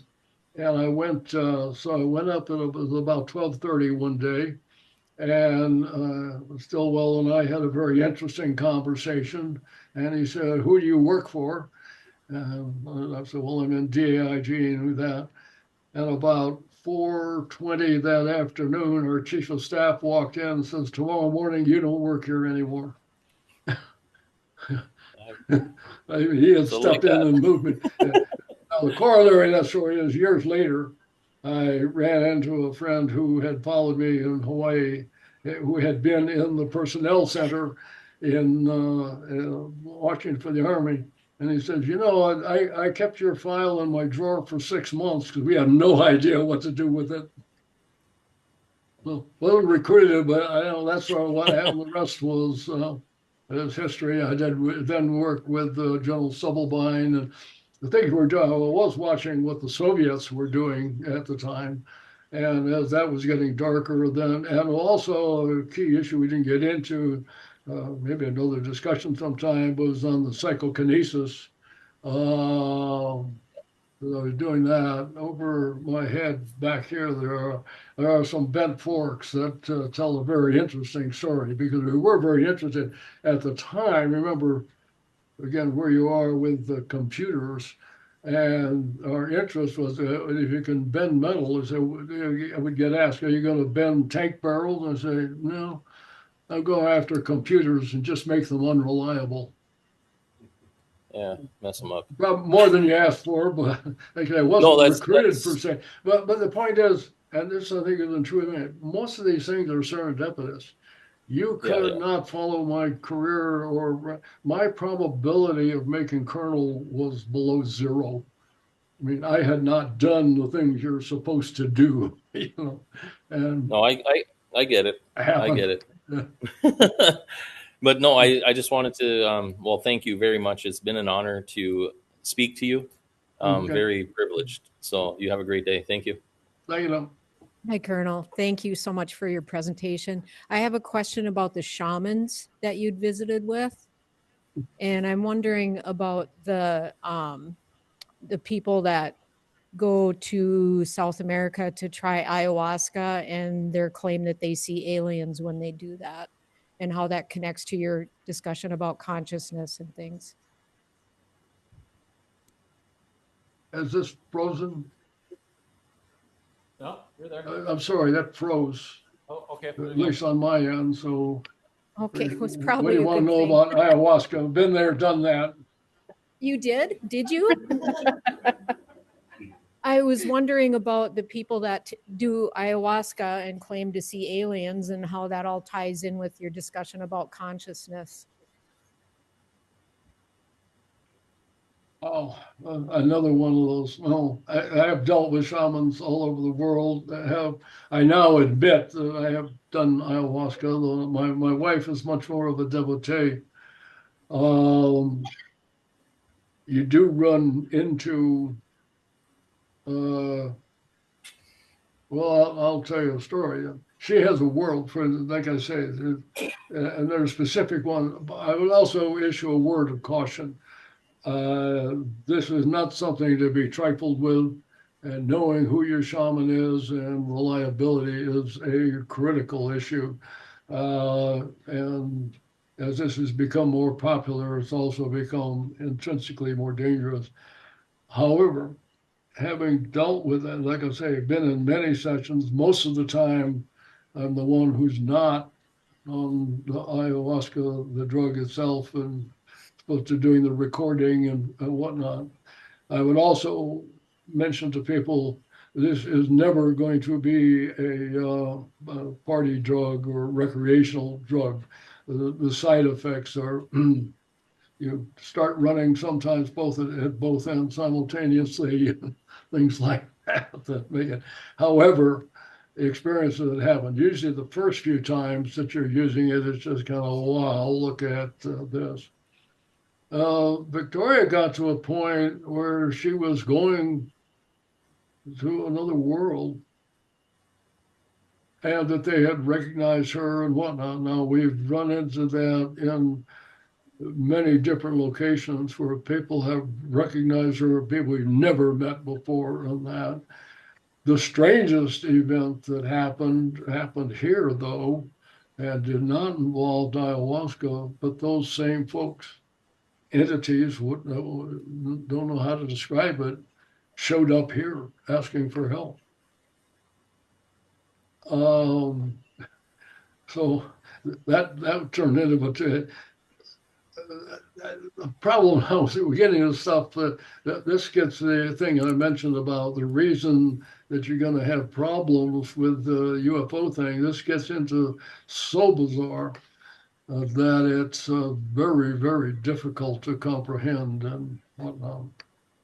Thank you for your exemplary service and your presentation today. Is there evidence to suggest humans have the technology to interfere with operations of UFO, UAP craft, including the ability to shoot them down? I'll let The question is about shooting these down? It was the first question that came in. Yes. there have been numerous interactions. Often these have not gone well. I know that the Russians eventually put out the word, do not attempt to intercept or shoot down. There's a famous case, again, over Peru, where things were sighted. And they was a 20, 40 millimeter cannon on the aircraft shooting into it. And it was like it was just absorbing them, but had no effect. The case I mentioned with Milton Torres, that's one where he went to ripple the missiles and the thing is gone, Mach 500 instantaneously. There are the Iranian case, again, is one where they went in. What I could never figure out, though, is if he turned on a switch, which means you had target acquisition, so there was an electronic signal, or if he just mentally said, okay, I'm going to shoot. But when it did, it shut down the panel and all the electronics on the cut. But that's the one I said, what amazed me is it spins and it goes off and gets turned back on. I said, I have heard of interactions like the ones, again, in the former Soviet Union where they got crashed. The Mantell case, by the way, is one that still gets a lot of that's early 50s over Ohio, where the pilot is trying to overtake it, and the next thing they know, it crashes. So I don't know that he was actively trying to shoot it, but was trying to intercept. Now, they did, the official explanation on that was oxygen asphyxiation. I ran out of air. It was flying too high for the aircraft at the time.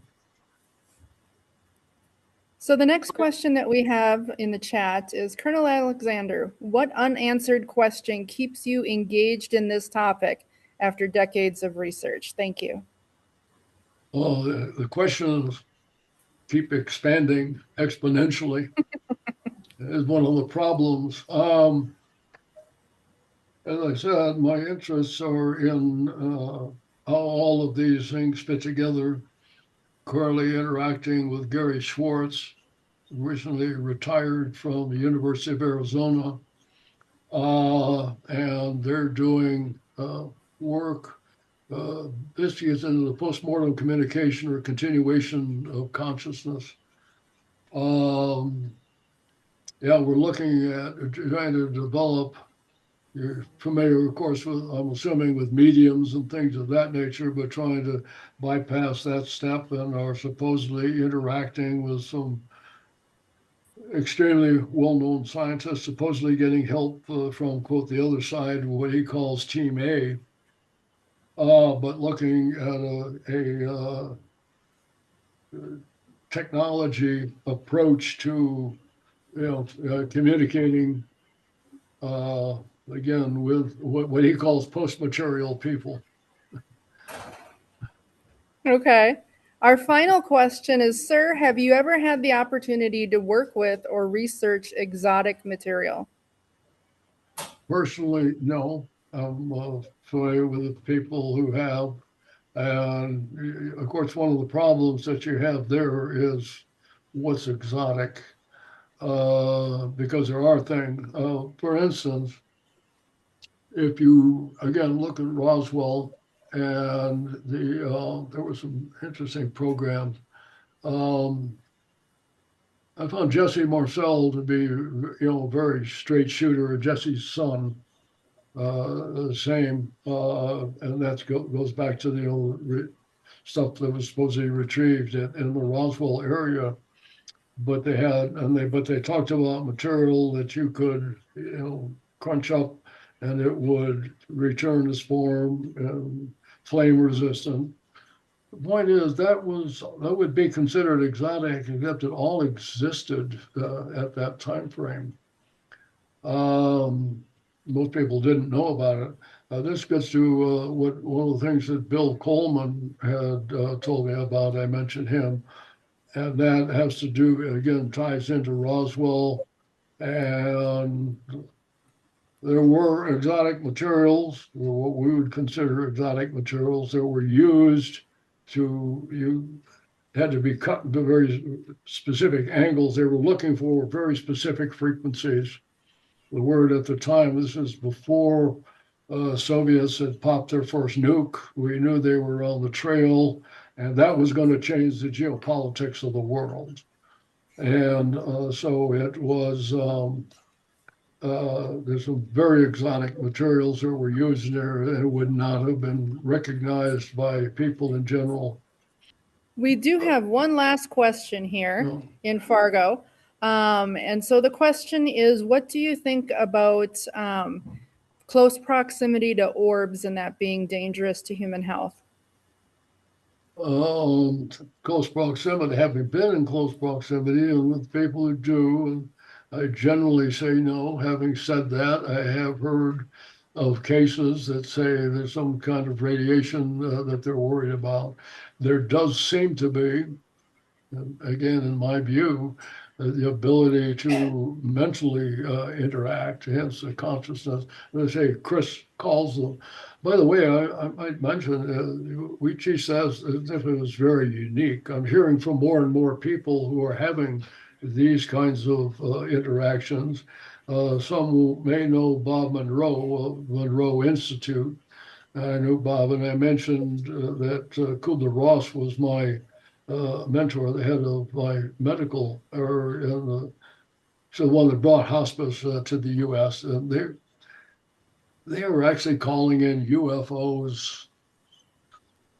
We're talking early 70s, 60s, actually doing. So to think that this is totally new is not.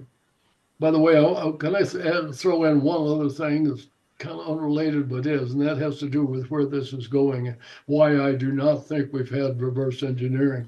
And that is, we understand the physical attributes of what these UFOs are doing. And if this can be engineered, the issue is not widgets flying. It is understanding a fundamental different source of energy. And if so, that does change the geopolitics of the world. You guys all good? Does anybody here have any questions? If not, I have a question for you. Okay. You brought it up, so you're going to have to explain yourself now. Golf Breeze, and you said you're a man in black. I need to know what, why, where, what did you know? Oh, well, the Men in Black is kind of a cute story. I was physically, I was working at Los Alamos. I was working with people from the Skunk Works. We were delivering a presentation to at Tampa to the Special Operations Headquarters. And the next day we were doing one in Tampa, and then we were coming back and we were flying into Pensacola to do one at AFSOC, the Air Force Special Operations Headquarters, the next day. And we were, of course, dressed literally in black ties and all that, as you would be for the kind of presentation. So we got to the airport, and damned if the storms don't roll in and our plane gets delayed. And I had set up to go to, but I was expecting to go to the hotel, change clothes, and slip back over. But I talked to the guys with me and said, yeah, again, they all knew I was crazy, so they were willing to go along with it. So we get in and get this car, and damned if they don't give us one. This is a midnight green. I mean, as close to a black sedan as you can possibly imagine. So instead of, because it's running late, it's dark, and we go to go to where every night the people are watching us. So that's why I say we show up as literally, here we are, literally the government and from the Skunk Works, men in black, if you will.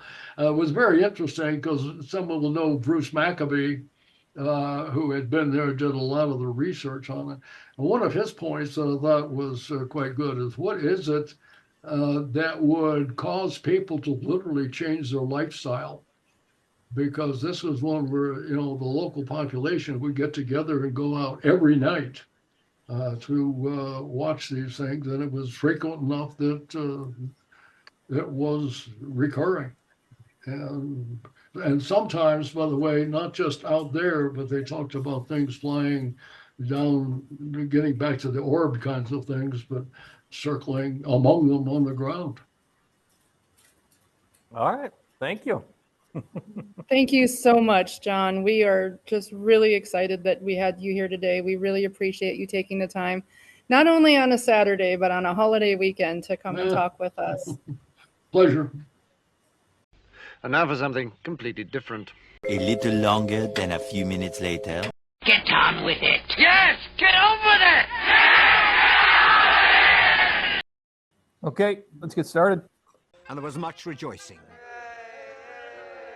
Okay, so last month the question was, what was I drinking? The YouTube question was, what was I drinking at Klaus Fahn's presentation? So all the way at the end of that one, the answer was maple root beer. So CK, we'll leave it at that. Thank you very much. She was, I assume she was the winner. So you will get your Amazon gift card as soon as I take care of that. So hopefully that'll be tonight. If I forget, I apologize. You'll have it by tomorrow. So congratulations. So next month's, or actually this month's question, Geraldine Sutton Stiff gave a presentation on the Hopkinsville Goblins, 1955 Hopkinsville Goblins. Sweet gal. At the end of that video, I am reading a book.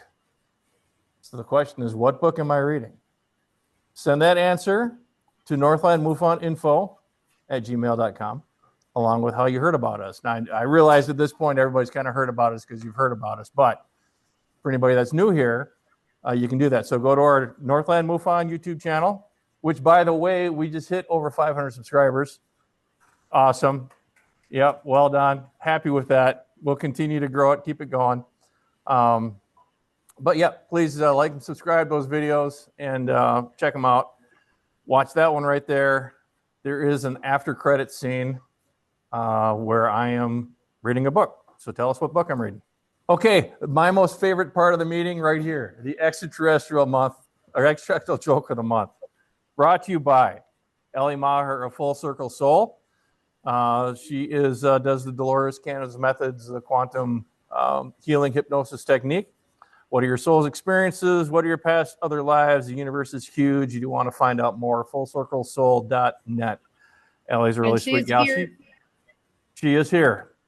She is here in Fargo. Moorhead, all right, actually. Awesome. And she gave a presentation.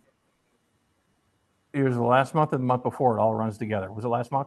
Last month. I'm sorry. Ellie. It all runs together. Okay. And that one should be live on YouTube. That one should be live on YouTube now. Yeah, that one should be live on YouTube now. So I'm hearing that it is. All right. Today's joke is brought to you by Ellie Maher. Thank you much. It's also brought to you by the Itasca County Bigfoot Research Team. It's a Northern Minnesota Bigfoot team dedicated to field research. They go where the research takes them, and they share their findings with the open-minded community. So they don't hold that stuff close to the chest like a lot of other groups do. They get the information out there because that's the whole point, right? If you're researching this thing, you can't sit there and hold on to the info just like the UFO stuff. We don't hold on to it. We're here to tell you guys what's going on. So that's what Zach and the guys at Itasca Bigfoot County Research Team do. Okay. If you want to sponsor the extraterrestrial joke of the month, it's only $10.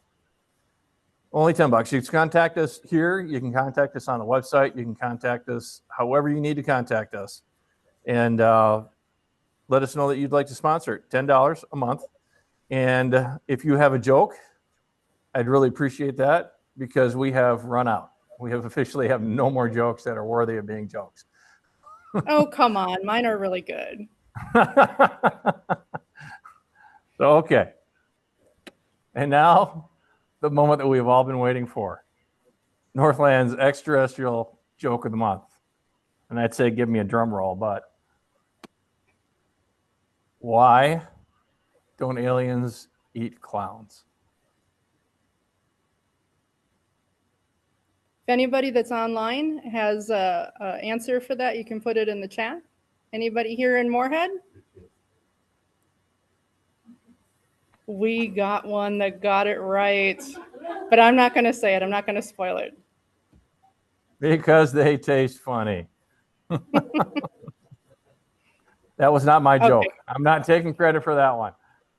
That was my joke. I do like the graphics, though. So we have a segment that we do every month called UFOs in the News. We want to make sure that you have the latest up-to-date information on what's happening in the world of UFOs in the news. So here is a short video that Jer's going to play, just talking about the recent releases of information that we got. ABC News exclusive, the Pentagon released dozens of new videos of unidentified flying objects. They're incidents that the government still can't explain.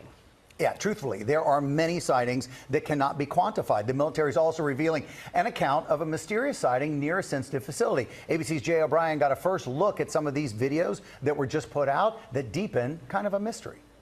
Charlene, Pedro, and Sam, much of what you're about to see has never been public before. The Pentagon now releasing another batch of its so-called UFO files after they were declassified by President Trump, and we got an exclusive first look.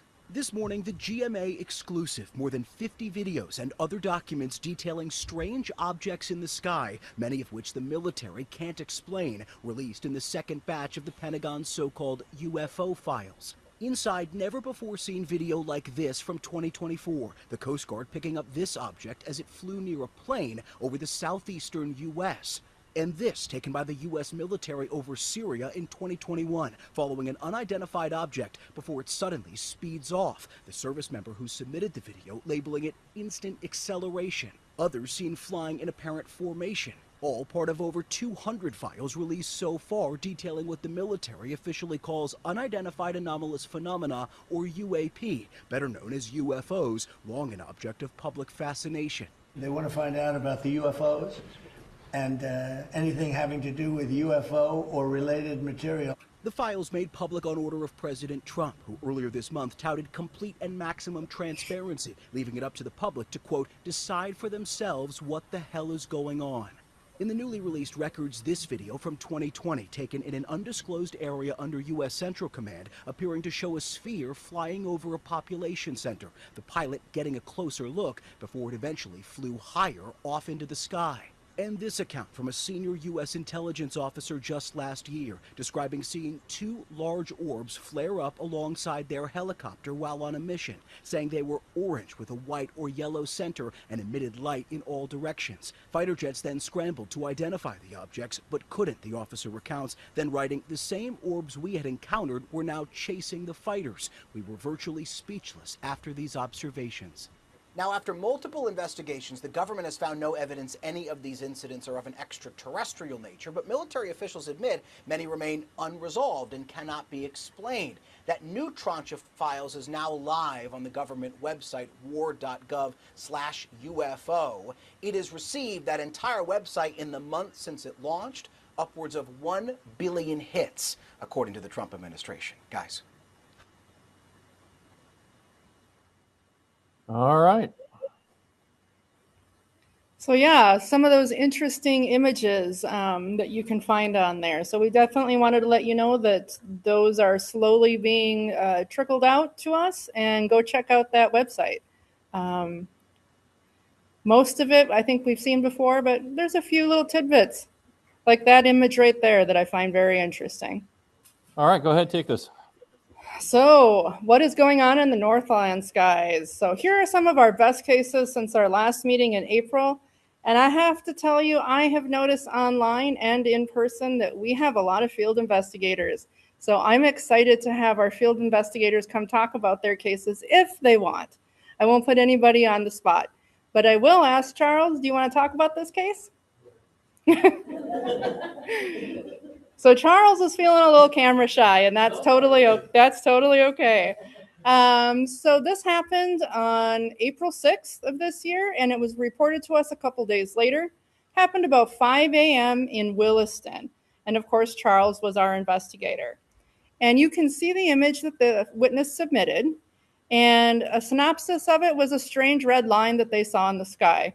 I will go on further and say that it was pulsating occasionally and that it was in the sky for quite some time. And so Charles investigated this, and he determined it was an unknown other. And he was able to interview the witness, spoke to her several times, and he was able to rule out sun and light pillars. So this is an unknown other. Nice job, Charles. Do you want me to let Mark go through this? Yeah, sure. We'll let Mark do this. So before he starts, this is a case update on one that was reported that you might remember from last month. So Mark is live in person in Rapids, and he investigated this case, so I'll let him take over. Okay, I usually have a summary that I write up on this thing, but I had it and I just put it away. So, yeah, I'm trying to remember how the whole thing goes now. Do you have the anything else on here? No. Oh, man, what was his name? Yeah. Anyway, so the fellow was back in 2000. He was a nurse at St. Mary's in Duluth, and he was coming home after working a late shift. I can't remember exactly the time, if it was 12 or 2 in the morning. But as he got past, it was, I can't remember the intersection. It was on 35W. It's where it goes east and west. And he saw this large white glowing object was very like wavy on the surface crossing the road in front of him. And he was going pretty good speed, and the thing was coming from west to east. And by the time he got up pretty much parallel to it, it was going over 3 big pine trees, and something dripped. There were 2 drips came out of the bottom of the thing and hit the branches on one and then fell down to the ground, and the other one fell straight to the ground underneath these trees. And he had always wondered what that stuff was. And the weird thing was, as he said, as he was driving down the road, even at that time of night on 35W, you would expect to have seen another car. And he said there was nothing for several minutes. He was just the only car on the road at that time. And he got home and he told his wife about it, and they both believed him. And he said it was a little later than usual he got home. But so I think there's some Oz effect that went there too on that case. But he said for years he's always wondered what that was. So he finally put his case in the MUFON, and we were taking off to Arizona the following week. So I quick ran up to with my metal detector and my Geiger counter, and we had a friend that was at the Minnesota Soil and Water Conservation District. We met with him, and we went out there and looked around, and we didn't see anything. Nothing under the trees. It was right by the road, by the fence line. Those trees were. It took us 2 tries to find the right spot. But I've got the coordinates pinpointed. I didn't want to disturb the area too much. There was still some snow on the ground under the trees, so if somebody else wants to go back out there and look again. But at the time when I looked, I didn't detect anything. But he was just very, very thankful that somebody finally listened to his story and believed in him, and he was the only witness of it at the time. So I called it an unknown.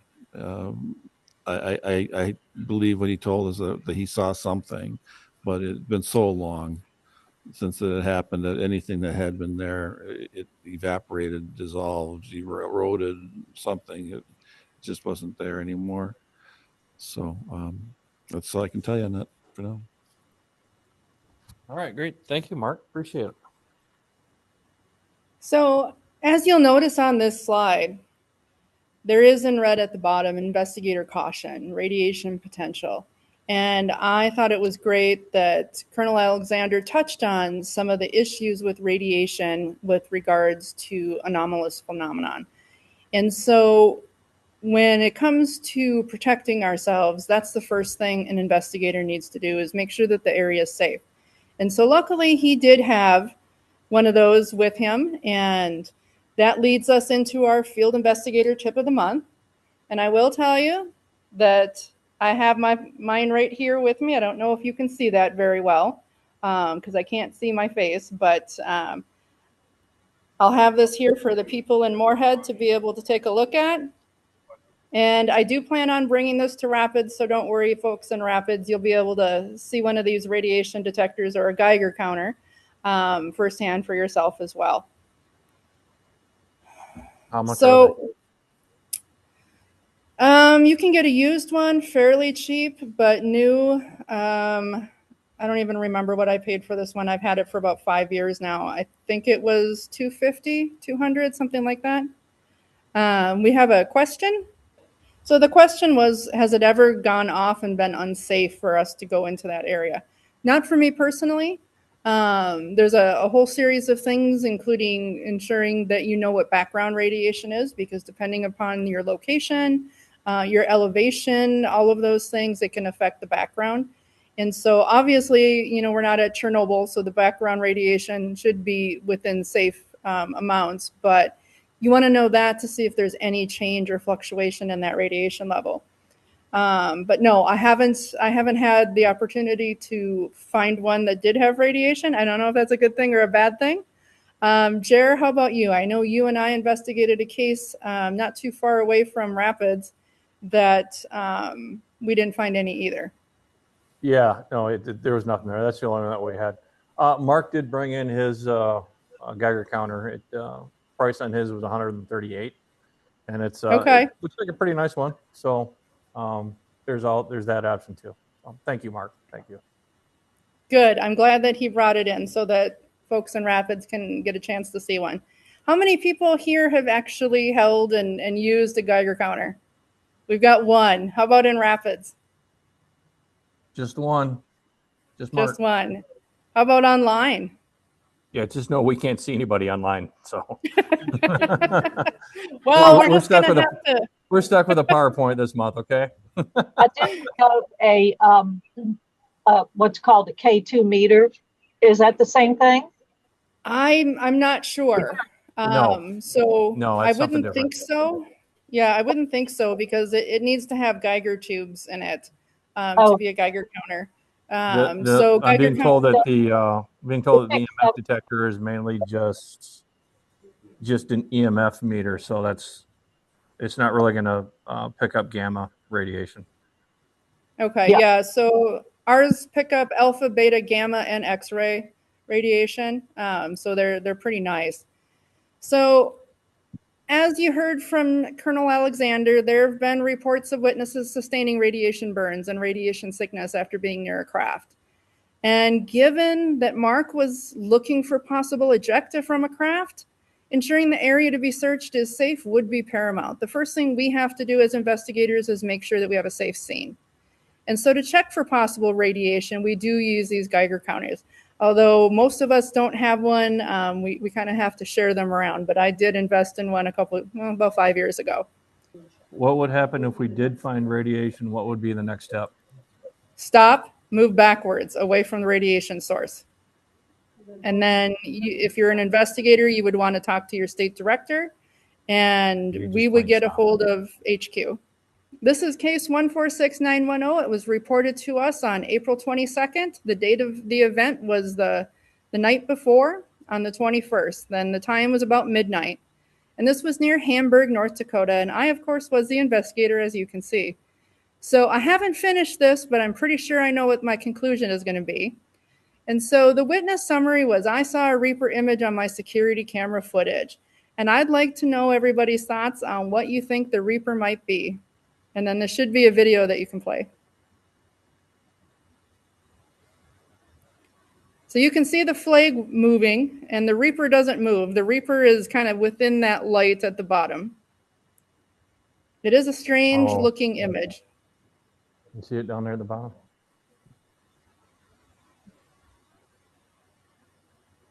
Do we have any guesses on what this might be? So yes, I'll point it out for the people here in Moorhead. So I don't have a way to do that for you folks online, but it's the strange gray image that's at the bottom of that bright light in the middle. Kind of looks like a Reaper cape. Right here. So we have questions here on what is that bright light. The video that's embedded here isn't the entire thing. The Reaper image comes into play when the light flares up, and then the light flares down and the Reaper image is gone. There is an outbuilding there with with Probably like shadow. floodlights on it. So does anybody have any thoughts on what they think this might be? Maybe shadow. We have here that it has kind of the shape of a fire hydrant, which is true. It does kind of have that shape. Anybody in Rapids have any thoughts on what it might be? Nope. Do I have another slide after this, Jer?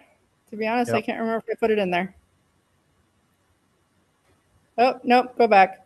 So I am 99.9% positive that this is a moth.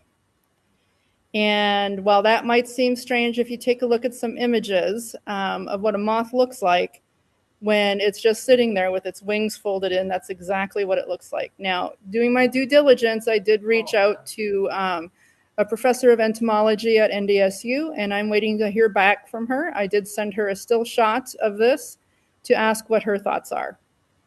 But I am almost positive that that is a moth, which is not nearly as exciting as a Reaper or interdimensional being. Darn it. Yeah. But what would the bright light be? So the moth, the shape I can see, but any idea of what the bright light could be? I have a couple of thoughts. I have a couple of thoughts on that.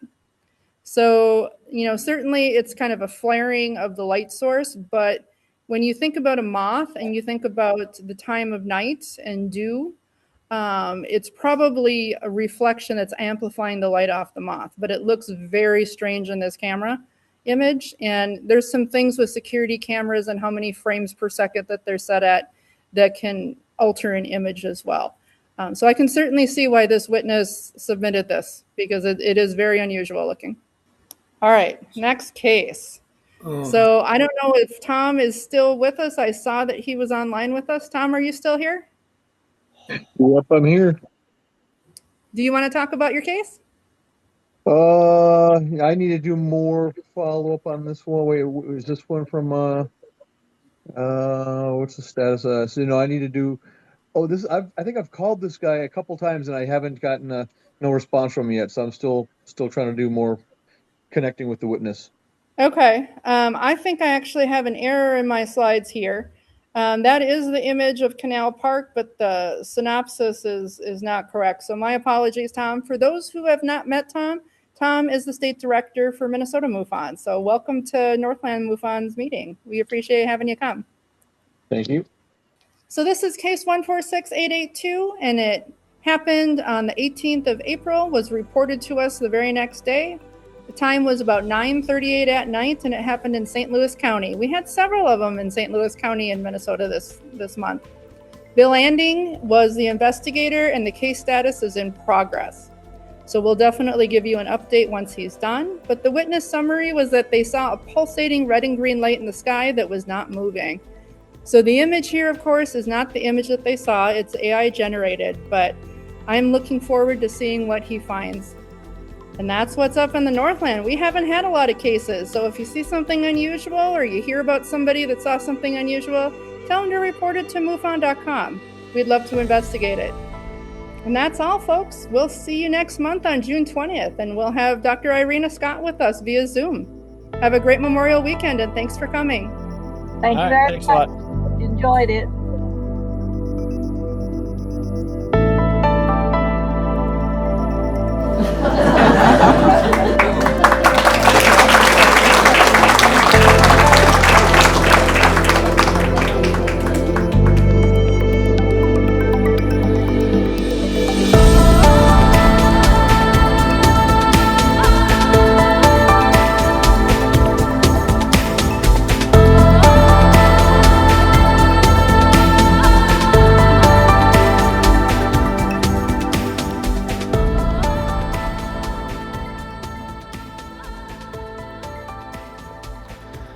Shirley Temple. Yeah.